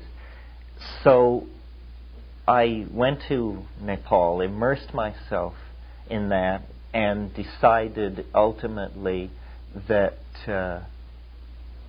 it was inaccessible. I wasn't sure whether it was there or not. And then I placed myself in the context of nature by moving my sphere of operations to eastern Indonesia, to the climaxed continental rainforests of the ancient continent of Sundaland. You see, Indonesia was a continent until as recently as 120,000 years ago, and then with the melting of the glaciers and the subsidence of this continent, it became a vast group of islands. And I think that it was my good fortune, or the fortune of my fate, because it was prudent for me at that time in the late 60s to remain outside the United States. And so I sort of had to become the hero I had pretended to my friends that I was, which I wasn't. I had an around-the-world air ticket and was entirely a preppy poseur. But suddenly, return was not a possibility. And so I became, and my apologies to Buddhists in the audience, a professional butterfly collector. And I pursued this blood sport for many months in these remote montane jungles of eastern Indonesia. And that was where the missing link in the quest for the resolution of the meaning of DMT and spirit fell into place.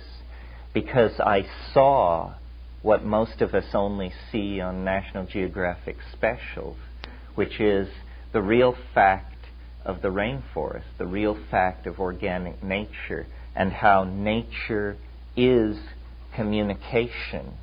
Not only are the species that comprise the biota linked by pheromones and acoustical signals and color signals and all of these various methods by which communication is seeping around. In fact, nature ultimately resolves itself into a self-reflecting syntactical metasystem. And you can pursue this right down to the DNA. DNA working as it does with nucleotide sequences that code, right? That means arbitrarily assigned code for certain amino acids. It means that organic objects are essentially utterances in three-dimensional space of some kind of universally distributed linguistic intent. This is what it means when it says, in the beginning was the Word. Nature is that Word, this infinitely self-adumbrating, fractal, syntactical hallucination that has an infinite number of facets for potential regarding and self-regarding. And then, might invoke here Gödel's incompleteness theorem, which, as I'm sure many of you know, was Kurt Gödel's brilliant contribution to theoretical mathematics, where he showed that the possible set of true formal statements generated by any formal system was exceeded the possible set of true formal statements which the rules of that system allowed. He showed this for simple arithmetic. And what this means, friends, is that what was called truth up until the beginning of the 20th century is absolutely impossible. That's what Gödel's incompleteness theorem secures. It shows that there is no ultimate closure in an effort to describe. And so, in a way, my take on nature and culture and man is that human language is a meta-linguistic system generated out of the necessary formal incompleteness of nature. You see? It's that nature is a self-describing genetic language, and yet out of it arises something which is not formally predicted by its constraints and rules. There's a symmetry break there, and a so-called emergent property comes into view. And this emergent property is our unique ability to provisionally code sound to meaning, so that we then can freely command and reconstruct the world. We imagine that we do this for our own purposes of communication.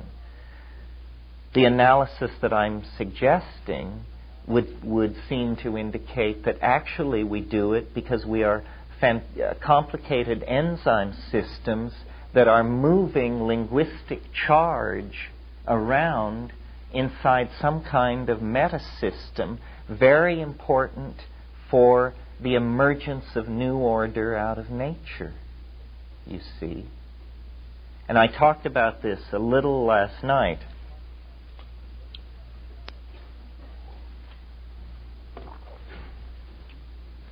The fact that it is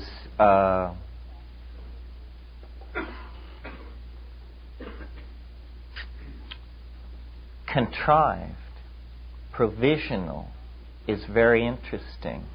It doesn't arise out of the gene structure. Rather, it is agreed upon by individuals who are living at the time that the linguistic structure, whatever it is, emerges into consciousness. Well, since individuals are replaced, the thing is much more in flux than the genome, you see. The genetic component of an organism is a physical structure stabilized by atomic bonds, possibly stabilized by a phenomenon like room temperature superconductivity. In the way nature works is to conserve the genes.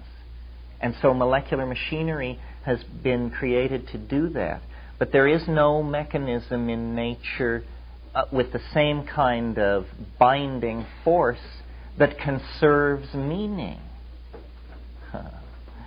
Meaning is some kind of freely commandable, open-ended, self-evolving system. The rules are that there are no rules. Meaning consequently addresses itself to a much larger potential modality of expression than the genes. The genes basically repeat themselves over and over, almost like Homeric poetry, where the idea is that it be memorized and repeated. And that's what sexuality is about, is memorizing and repeating gene structures, handing on parts of the story. But the epigenetic, the creation of linguistic systems where meaning can be freely commanded allows very rapid evolution of cultural norms. And what I suggested last night and want to say more about tonight is that this process is mediated by plants. It is synergized in human beings by plants of all sorts. I mean, we are obsessed with drugs and short-term spectacular effects. But think about the effect on a culture of the presence or absence of, say, sugar, or the presence or absence of coffee. What human culture can essentially be seen to be is a series of plant-established developmental creodes for a higher mammal. The fact that we are omnivorous lays us open for the formation of these weird relationships to things in our food chain. Everybody is taught in school that the Renaissance, the close of the Middle Ages, the rise of urban culture, all had to do with the search for spices, right? Bringing spices back to Europe. Well, why was it so important, that a drive to simply broaden the palate of Europe is given credit for the redefining of post-medieval civilization? Very strange. Hoffman and Ruck and Wasson showed that the Eleusinian mysteries, which were the philosophical and experiential linchpin of the ancient world's cosmology, the Hellenistic cosmology, was a cult of ergotized beer. There, every September at Eleusis, this mystery was carried out, and everyone who was anyone participated in it, and you only got to do it once in your life, so you had only one take. The point is clear. As you look at human culture in all times and places, the way in which our cultural institutions have been molded by these so-called tertiary compounds in plants is very suggestive. It seems to me that the felt presence of the other, the alien intelligence, the being from outer space, is actually co-present with us on this earth, and that the problem is not the finding of it, but the recognizing of it when it is seen. In the same way that I think in the present cultural crisis, everyone is crying answers, answers. We have to have answers. The fact is we have the answers. The question is to face the answers. The answer to self-empowerment lies in the psychedelic experience.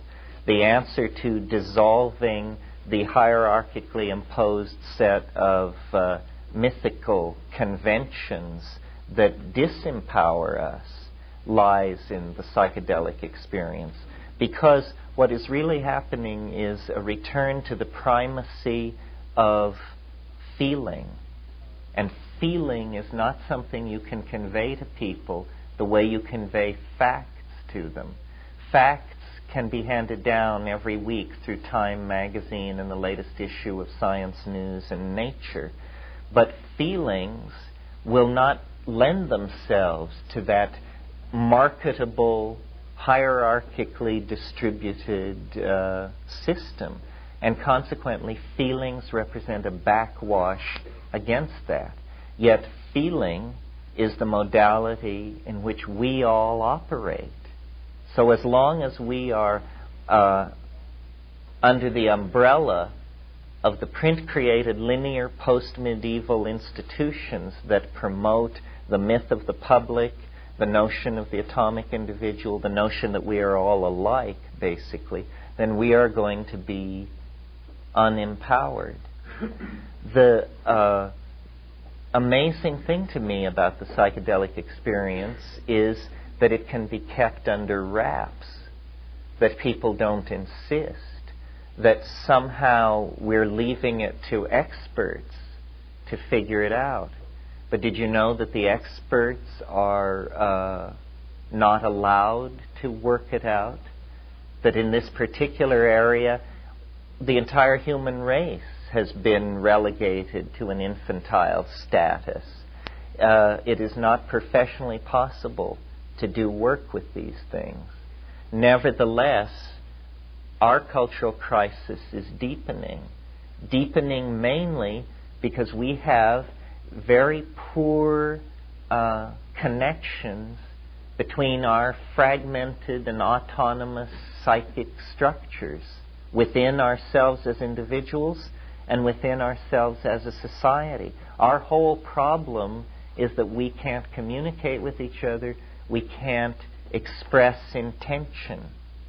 And the psychedelics are sitting there waiting to unify us, to introduce us to the translinguistic intention, to carry us forward into a realm of appropriate cultural activity, which is, to my mind, the realm beyond history. Beyond history lies effortless and appropriate cultural activity. And nature has preceded us, as it always does, by laying out models that can be followed to realize this. As an example, and by request, I'll point out that the 19th century had a titular animal. Its titular animal was the horse, idealized as the steam engine, the iron horse. And Marx talked about the locomotive of history, and there was this whole focusing on the horse archetype, which in the 20th century gave way to the titulary animal, the raptor, the bird of prey, as exemplified by high-performance fighter aircraft, as the kind of ultimate union of man and machine in some kind of glorification of the completion of a certain set of cultural ideals, you see. Well, in thinking about this and in thinking about how language is the cultural frontier of our species, I went to nature looking for models of how we might move beyond the bird of prey, which, when you think about it, it is the American symbol. It was also the symbol of the Third Reich. And a lot of creepy scenes have actually been into birds of prey. When Alaric the not even birds of prey, when Alaric the Visigoth burned Eleusis, it was the crow fluttered on his battle standard as the greasy smoke swept by. So these dark birds have been with us. Anyway, in looking for a new titulary animal and drawing the conclusion of what it would mean, I was drawn to look, strangely enough, at cephalopods, octopi, because I felt that, first of all, they are extremely alien. The break between our line of development in the phylogenetic tree and the mollusca, which is what a cephalopod is about 700 million years ago. Nevertheless, and many of you who are students of evolution know that when they talk about parallel evolution, they always drag out the example of the optical system of the octopi, because isn't this astonishing? It's very much like the human eye, and yet it developed entirely independently, and this shows how the same set of external factors impinging on a raw gene pool will inevitably sculpt the same organ to the same end, and so forth and so on. Well, the optical capacity of octopi is one thing. What interested me was their linguistic organization. They are virtually entirely nervous system. First of all, they have 8 arms in the case of the octopods, and 10 arms in the case of the squid, the decapods. And so coordinating all these organs of manipulation has given them a very evolved nervous system. Then they have this highly evolved ocular system. But what is really interesting about them is that they communicate with each other by changing the color and texture of their skin and their physical shape.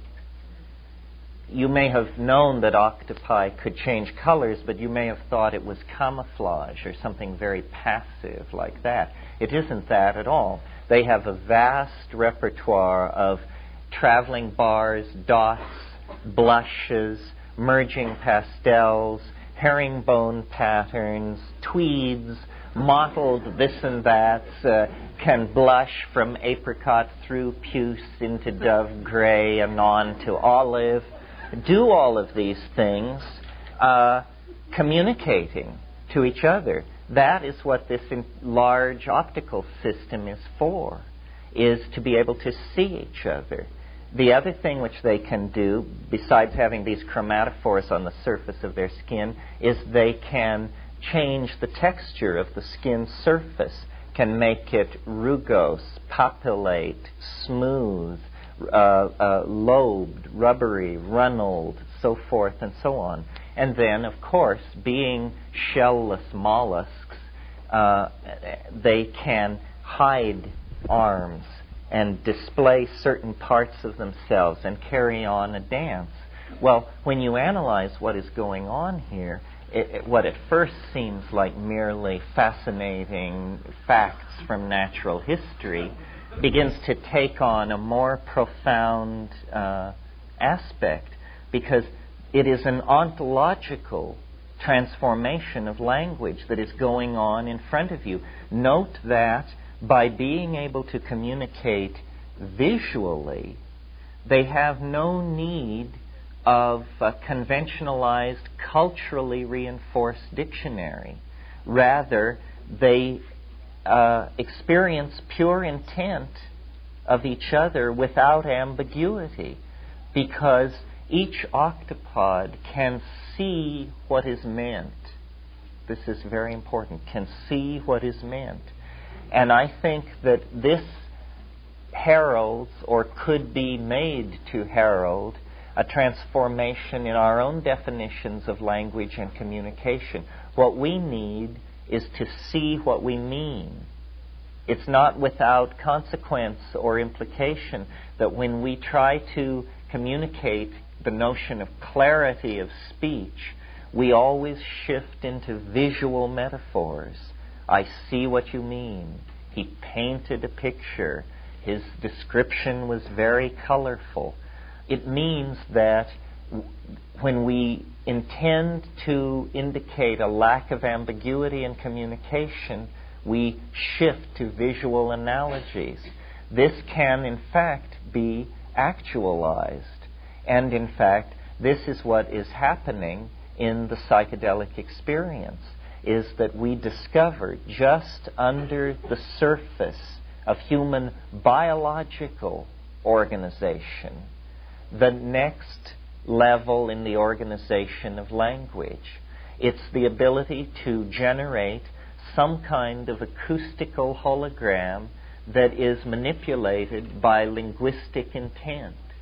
Now, don't ask me how this happens, because nobody knows how it happens. At this point, it's magic. Nevertheless, the fact is it does happen. You can have this experience. It represents a synesthesia in the presence of ongoing communication. It is, in fact, telepathy. It is not what we thought telepathy would be, which I suppose if you're like me, you imagine telepathy would be hearing what other people think. It isn't that. It's seeing what other people mean, and them also seeing what they mean, so that once something has been communicated, both parties can walk around it and look at it the way you study a Brancusi or a Giacometti in an art gallery. By eliminating the ambiguity of the audio signal and substituting the concreteness of the visual image, the membrane of separation that allows the fiction of our individuality can be temporarily overcome, you see. And the temporary overcoming of the illusion of individuality is a much richer notion of ego death than the kind of white light, null states that it has imagined to be. Because the overcoming of the illusion of individuality has a political consequence. Political consequences. The political consequences are that one can love one's neighbor, you see, because the commonality of being is felt, not reasoned toward or propagandized into or behaviorally reinforced, but felt. This is why there is this persistent notion which tracks these psychedelic compounds of a new political order based on love, which is, it was a hard thing to say in the Panhandle in 1965. It's not easy to say in heavy metal LA in 1987. But it seems to be the fact of the matter that love, which poets have celebrated for eons as ineffable, may in fact have certain ineffable dimensions attached to it. But it may in fact be more effable than we had previously cared to imagine. And it's the invoking of the effability of love has to do with discovering the shared birthright, the atemporal dimension that is co-present with this reality, and that is a vast reservoir of anchoring, existential anchoring for each and all of us in our lives. So my response to feeling the political pull of this, feeling the power to transform language that resided in these things, was to go to the people who I thought would know most about it, the shamans for whom hallucinogenic shamanism has never been an issue, for whom the notion that you're supposed to do it on the natch is a patent absurdity. I mean, if you're serious about doing it on the natch, I suggest you eliminate all food, because this notion of the pristine self somehow riding above the muck of the world, carrying on a spiritual evolution, is absolute foolishness. I mean, we are made of the stuff of the world. People who do not confront the presence of the hallucinogenic possibility are turning their back on their birthright, in the same way that if you do not experience sex throughout your life, you are turning your back on your birthright. I mean, after all, we could argue that to allow another person to touch you is to not do it on the natch, right? But, dear friends, we're slicing too close to the bone here to take that approach. It's much better, I think, to open to the world. The world is communication. Nature is the great teacher. All human gurus are simply distillations of the wave of nature that is coming at you. So you can just short-circuit the whole human boil down and go straight to the executive suite by putting yourself under a tree in the wilderness.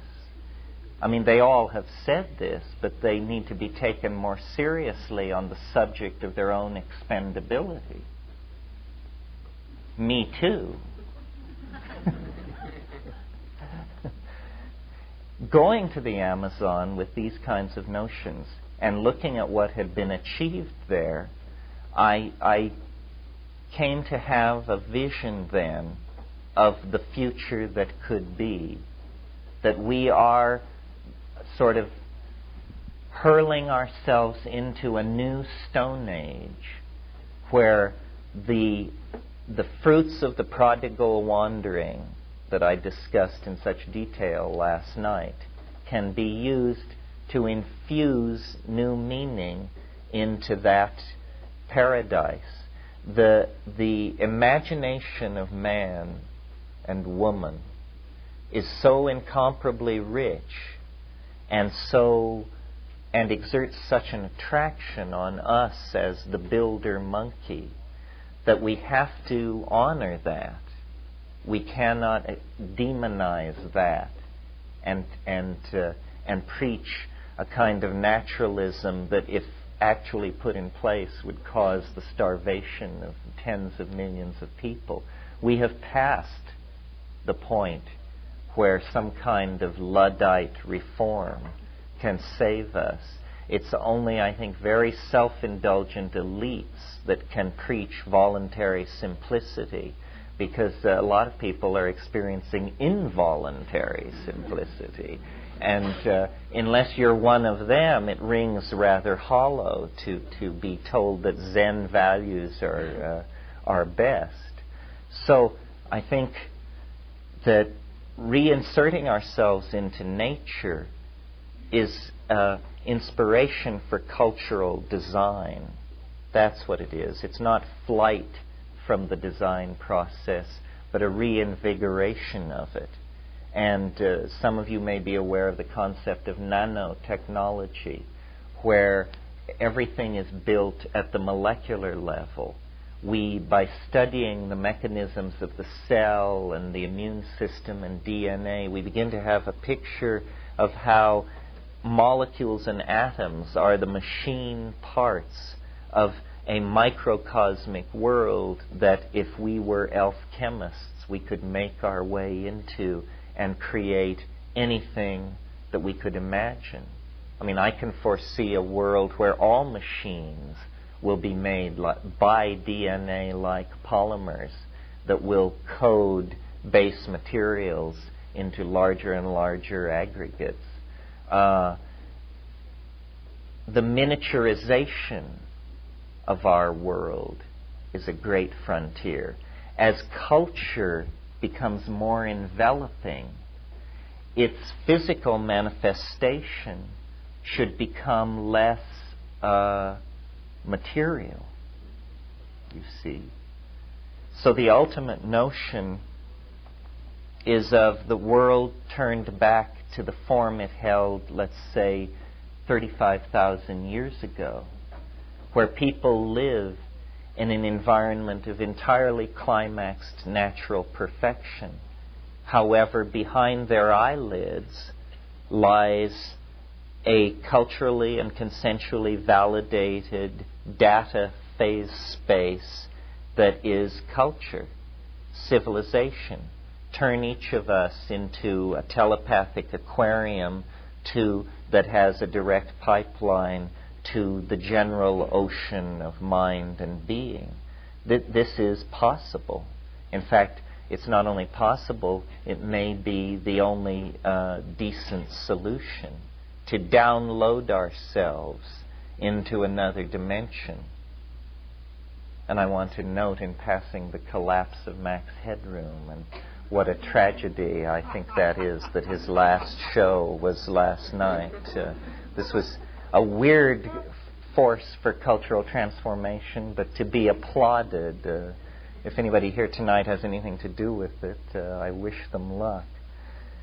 But this sort of notion, people, the Max Headroom people and the William Gibson people have a very high-tech take on this, because they're interested in accentuating this tight blue jeans, cyberpunk kind of notion. But in fact, the worlds that they describe will have many, many different social subgroups and social ecosystems forming in them. What the future really means is a choice to become who we are, to flower out, to find our own way. McLuhan saw this 20 years ago.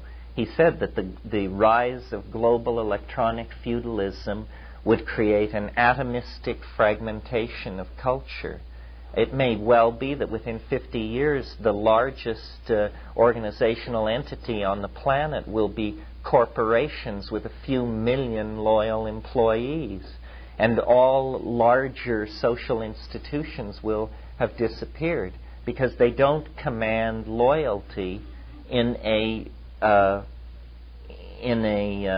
social environment where direct experience has become empowered. And this empowering of direct experience, this return to the feminine, this legitimizing of the presence of the vaster regions of the unconscious, these are all aspects of this emerging paradigm of the spirit. Understanding and imagination in the light of nature, which is what this two-night party has been called, is a definition of the spirit. Understanding and imagination in the light of nature.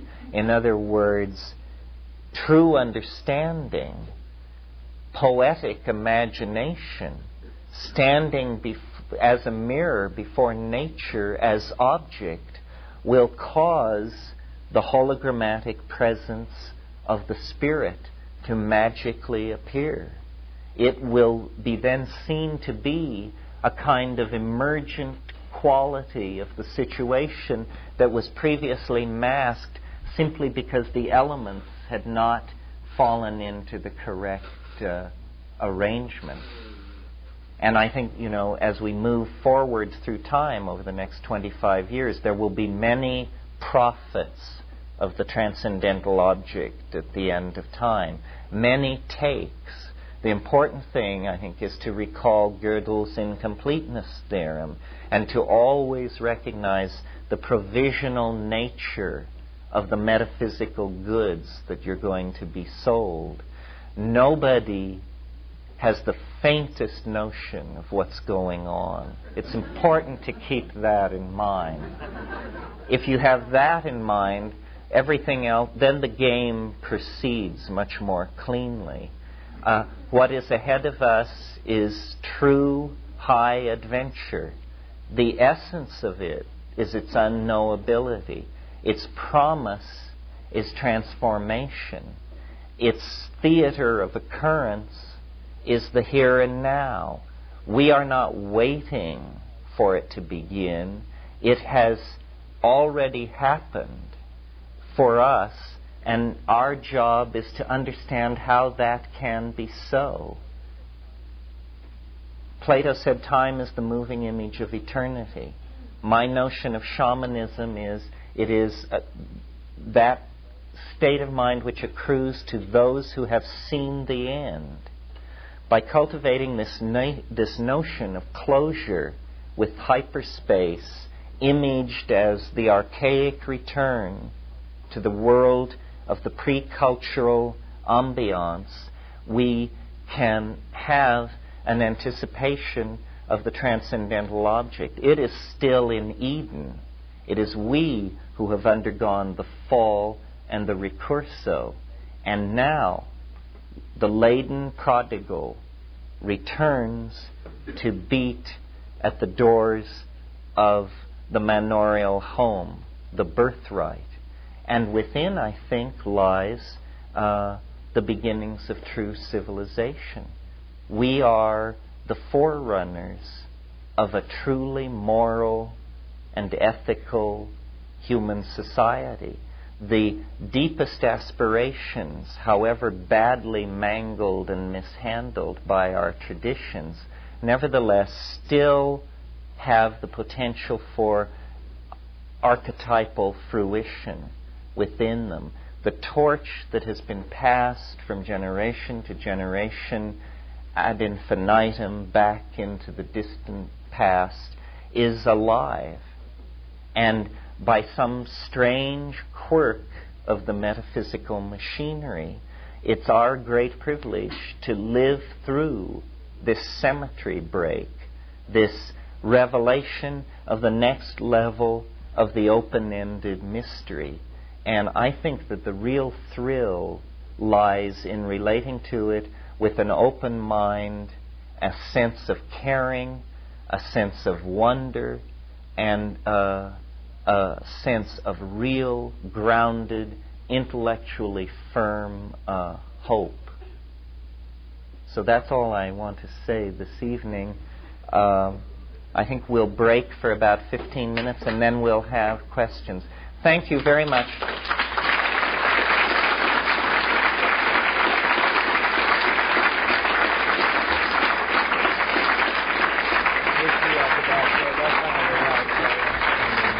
Okay, well now comes my favorite part of these things, which is the period where there's interaction, because I think, this is really a group process. Every one of you, to some degree, has taken upon yourself the role of the Magellan in the living room, and probably everyone in this room has at some time or another gazed upon things no other human eye has ever beheld. And, the psychedelic dimension is not yet a science. We're more like explorers, comparing our crudely drawn maps and hastily scrawled journal notes to try and together get a picture of this new continent in the imagination. So, I'm yours, sir. You have said in your book about that the mushroom was genetically engineered for producing psilocybin by alien intelligence. What do you think now about the possibility of us making that again, putting those genes producing psilocybin in other kind of organisms like fungi or plants, or, I don't know, about animals? Oh, well, interesting question.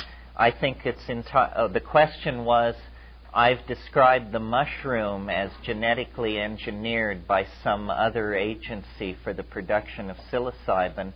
What do I think about the possibility of human beings being able to genetically manipulate organisms to produce psychedelic compounds? I think that the technology and theory has reached the stage where if there's an enterprising graduate student within the sound of my voice, the way to go is to locate the gene for psilocybin in the mushroom genome and to translate it via standard techniques to E. coli, to Escherichia coli, and then you would have a easily grown bacterium, which would be a chemical factory for pouring out psilocybin. So, if any of you are aspiring genetic pharmacologists, this would be a fine thing. I might elaborate on the answer, some of you who are not familiar with the premise. The reason I suggested that the mushroom might have been engineered and be in fact an artifact of an alien intelligence was, number one, of course, the informational content of the trip, but number two, the fact that psilocybin is 4-phosphoryloxy-N-dimethyltryptamine, the only 4-phosphorylated indole known to occur in nature, Out of thousands and thousands of compounds and organisms, only one 4-phosphorylated compound is known. So this suggests that it is artificial, or at least highly unusual. Every week, the science magazines are full of talk of strategies for locating and identifying extraterrestrial life. Well, a very obvious, practical, and scientifically reasonable way to proceed would be to look at the DNA of various life forms on Earth and see if there are any where there is a wild statistical departure from the norm. And whenever you get an organism which is producing or has genes that no other organism has, this is highly suggestive, because evolutionary types evolve incrementally out of each other. So you would expect that there would be a relative smoothness in the expression of genetic products, that one fungus would be rather like its taxonomic near relatives. One menisperm or member of the Rubiaceae would be chemically similar to another. In fact, of course, we do find subtle chemical variations, but the presence of a 4-phosphorylated indole in a fungus like that is very suggestive. And there's an interesting book by Cyril Punampurama called Perspectives on the Problem of Extraterrestrial Communication. And he outlines there what he believes would be a general strategy for extraterrestrial contact that any kind of species would have to operate against if it were to seriously conduct a search through space. And the model has a ship which, at a certain distance from its origin planet, it must replicate itself. And then at a certain distance, replicate again. And then again, in order to keep the density of ships constant as the sphere of the area being explored expands, there have to be more and more of these ships. And these ships could be as small as a animal cell. They don't have to be thought of as Star Trek type ships. But the point is, this ship contains a message that you have to read and call in, because there are so many planets and star systems to be surveyed that the only way such a survey could be conducted is if there were a message in the ship qua organism, such that in the gene swarm of an alien planet, it would eventually be read by an organism on this planet, and that organism would act to do the things necessary to call the central switchboard, and then they would say, aha, we have contact in sector alpha sub n 362, and they would concentrate all their attention there. The biological world that we assume to be natural may in fact be the artifacts of a much higher intelligence. Here. Yes, would you speak on the timeline a little? Oh, what a kind questioner. To lead me to my favorite subject.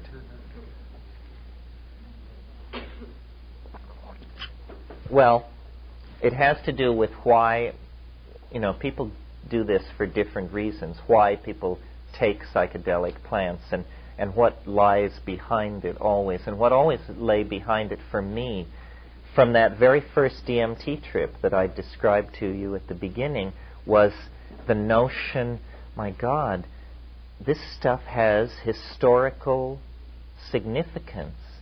It's really important, or nobody knows about this. Carrying with it the notion we are discovering it. If we could bring it back somehow, it would change the world.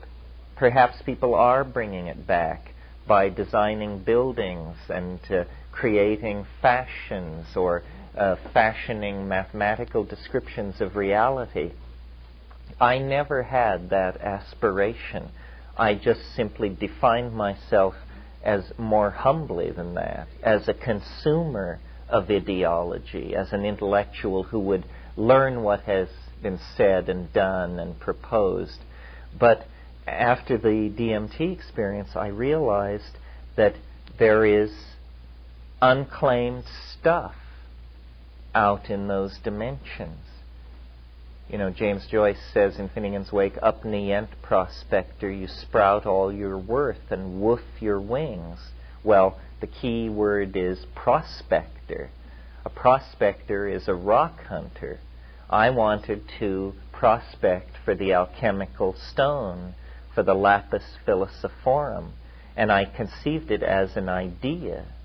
And the timeline, I think it would come differently for each of us. For me, it was this incredibly formal, aesthetically symmetrical, and therefore satisfying idea about what time is.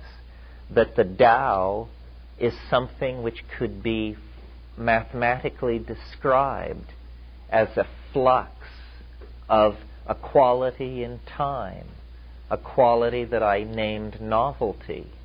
And once I had enunciated it for myself, I saw that that was the part of the world that we have no description for. Science gives us descriptions for what is possible,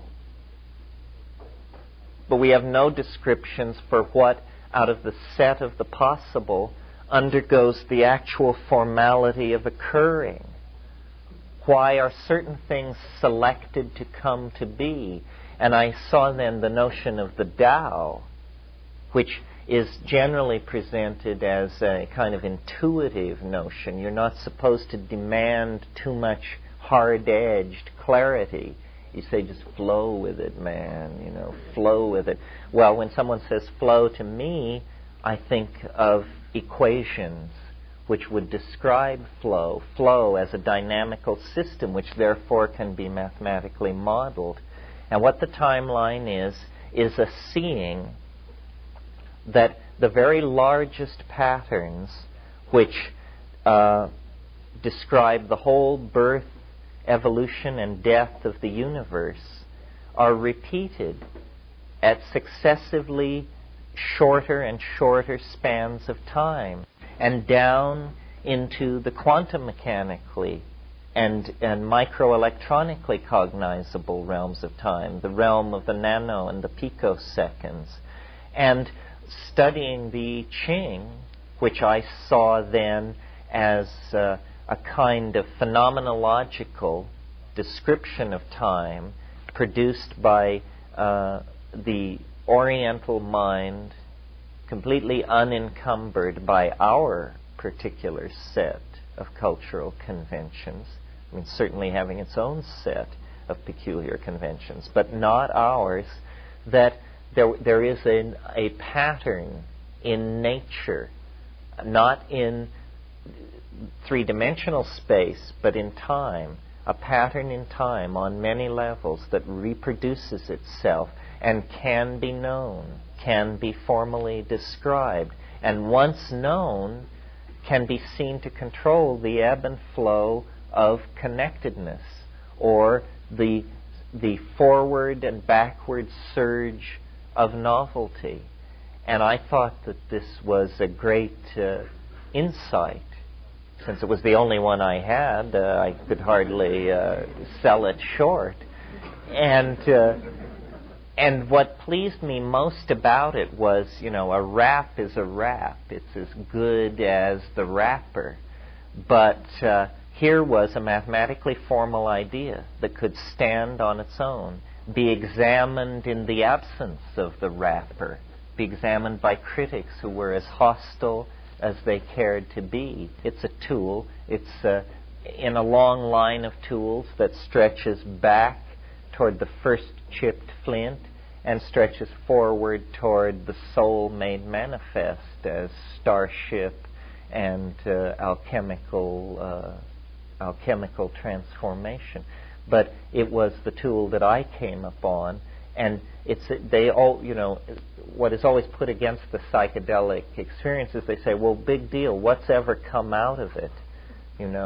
So I was pleased that here was a concrete notion that came out of it. Richard? Yes, along the line of this time wave, can you give us a reading of our current time in the not-too-distant future? I would be only too happy to. The question is, would I care to prophesy based on this timeline? Yes, one of the assumptions built into the theory is that time is a series of nested resonances, and that each time is composed of resonance with previous and future times on varying levels. The time we are living through, I call the Roman twilight, simply because we are living through a period that is in resonance with the time of the last Roman emperors.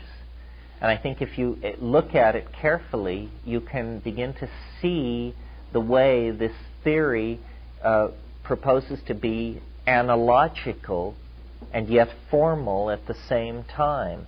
What was happening in the decades immediately preceding the fall of Rome?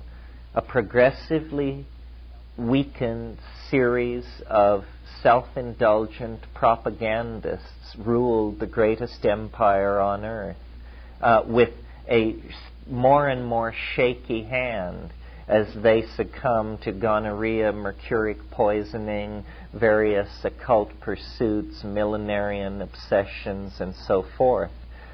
Meanwhile, in the East, in Byzantium, a new civilization was unleashing itself. And if you think of those events which unfolded over a few hundred years as telescoped into a few years in our own era, you see that with the rise of Gorbachev and the continued mismanagement of the American empire under the crypto-fascist series of rotating bimbos and buffoons that we have suffered through, that what is happening is an empire is being betrayed into eclipse by self-indulgence and stupidity and bad management, and its cultural adversary is in ascendancy. Now, Byzantium never conquered Rome. It doesn't happen like that. But what ended was the Roman world of indulgent, cohesive imperialism. And what it was replaced with was a rise in religious fundamentalism, a stricter and more Puritan kind of morality, the rise of epidemic diseases, and a vast economic retrenchment, which initiated what we call the Dark Ages. Now, in the present situation of the 20th century, these themes are being recapitulated at an extremely rapid rate. So their dark age is for us a tough 3 or 4 years, fortunately. You know, it's said history occurs first as tragedy, then as farce. We are the heirs of the vast tragedy of extended history who lived through the curiously mediaized and dehumanized farce of the recapitulation of these themes, so that, because the very notion that the last 10 Roman emperors could be symbolized by someone like the present chief executive cannot fail to bring a small smile to any open mind, I think. So what I see happening between, or over the next 24 years, really, is first this retrenchment, which, hell, it may be upon us, judging by the market's performance Thursday and Friday. I may not be doing prophecy at all. This may be recap at this point. But whether that is a technical move or the actual beginning of the unraveling of the overbought Western capitalistic system, I can't say. But I will say that by 1989, by mid-1989, by the time the next presidential ritual has been enacted, it will be clear, I think, that we have entered into a whole new kind of temporal domain, a kind of temporal domain that will appear superficially to be fairly bleak, because what it will be highly chaotic, highly novel, and tending to oscillate wildly around a mean. So in other words, there will be no clear trend visible. There will appear to be progressive surges and then losing of ground, and then progressive surges and losing of ground. And this will go on through till the mid-90s. Around 1996, 97, the resonance pattern will have shifted, and we will be occupying a relationship to the late high Middle Ages and the emergence of the new social forms created by the emergence of the mercantile class and the bourgeois. In other words, private wealth, cities, end of cultural insularity, a restarting of the economic machinery, and a kind of new flowering, but still under the shadow of these fundamentalist forces that will have come into ascendancy in the previous Dark Age. Then, in 1998, we come into that area which is in resonance with the period of the discovery of the New World, 1492, in other words, and the exploration of the New World and its subjugation over about 150 years, which followed from that, will be what will be going on as we close out the millennium. What the discovery of the New World will mean in terms of our reenactment of these great themes is anybody's guess. It could be the vindication of my style of rap, a nearby inhabited dimension filled with alien intelligence. Or it may be the vindication of a more orthodox sort of expectation of extraterrestrial contact, or perhaps ultimately the launching of large telescopes into orbit, which will confirm for us the existence of oxygen-rich, water-heavy worlds around nearby stars. I mean, that alone would make an intellectual revolution that would leave our world unrecognizable to itself. We have to recall that as recently as 500 years ago, the continent that we're inhabiting was unknown. It was something talked of by wild-eyed dreamers. You know, it was an impossibility, a psychedelic dimension. Everyone knew that when you sailed west far enough, there'd be monsters, and that was the end of it. It was literally the unconscious.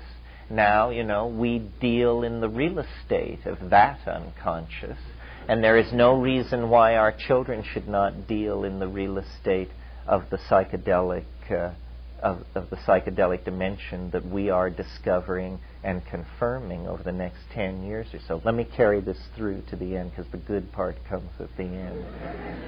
After the turn of the century, the acceleration of the unfolding of these resonances becomes more and more intense, and eventually we reach the supercompression of modern times. This is why I proposed to you last night the term compressionist for this school of thought that myself and Sheldrake and Frank Barr and Ralph Abraham represent, because we all are talking about the dense nesting of concrescent systems, and ultimately, in my own point of view, the emergence of a transcendental object at the end of time. And the end of time is not far off. As Joyce says in The Wake, it may not be as far off as ye wish to be congealed. It is, I think, within the lifetimes of all of us, there will be an ontological transformation of the human mode.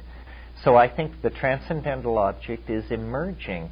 Once it has emerged, there will be no big deal about it, in the same way that we look back at the emergence of language, and nobody jumps around or gets excited about it, or only a few philosophers do.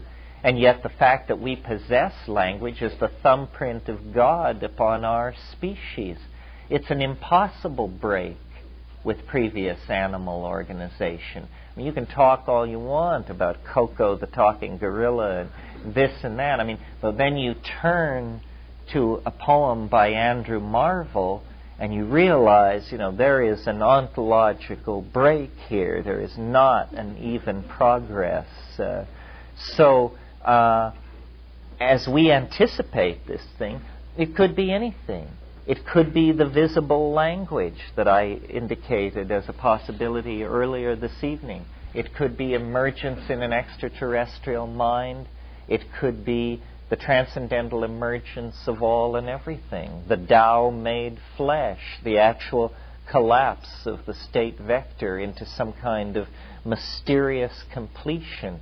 But it's much more rational to place this kind of singularity at the end of a complex evolutionary process like the life of the universe than at the beginning, which is the scientific approach, to just say, well, everything sprang from nothing for no reason in a single instant, and please don't ask questions about that because our map begins 1/10 trillionth of a picosecond after that happened. We don't talk about that. Well, isn't this somewhat begging the question for an intellectual enterprise that purports to offer an explanation of how things came to be? So the transcendental object, which suggests to me a negative casuistry, a purpose in the universe that is focusing and drawing everything toward it. And in fact, I've said, history is the shock wave of eschatology.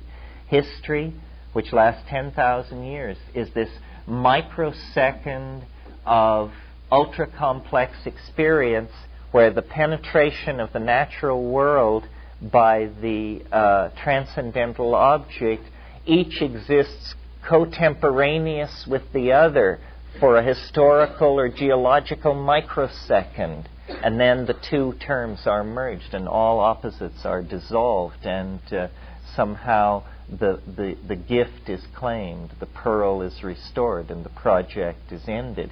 We are living through that moment, a 10,000-year rush from chipping of stone flint to walking through the violet doorway of a self-generated hyperdimensional vehicle that carries us to our true home. No wonder it leaves an explosive set of eddies in its wake. I said last night, this is what happens when a culture prepares to depart for the stars. This is not business as usual. This is something else entirely. And it's the intellectual adventure and challenge of our time for each of us to understand this in terms relevant to ourselves and the people immediately around us. And so this is the inspiration for Time Wave Zero. This is what it maps. This is the odd thing in the map, that when the time map came through, it wasn't only a map of historical process, but there was the transcendental object mapped into it, and all of its sub-reflections could be seen. This is what Christ was about. This is what Buddha was about. This is what your most enlightened moment was about. You, each of you, and me. It is, the hyperdimensional particulate reflection of Godhead scattered back through the flatter plane of this lower dimensional slice of experience. I mean, it's hard to say it any clearer than that. Here. Something is happening.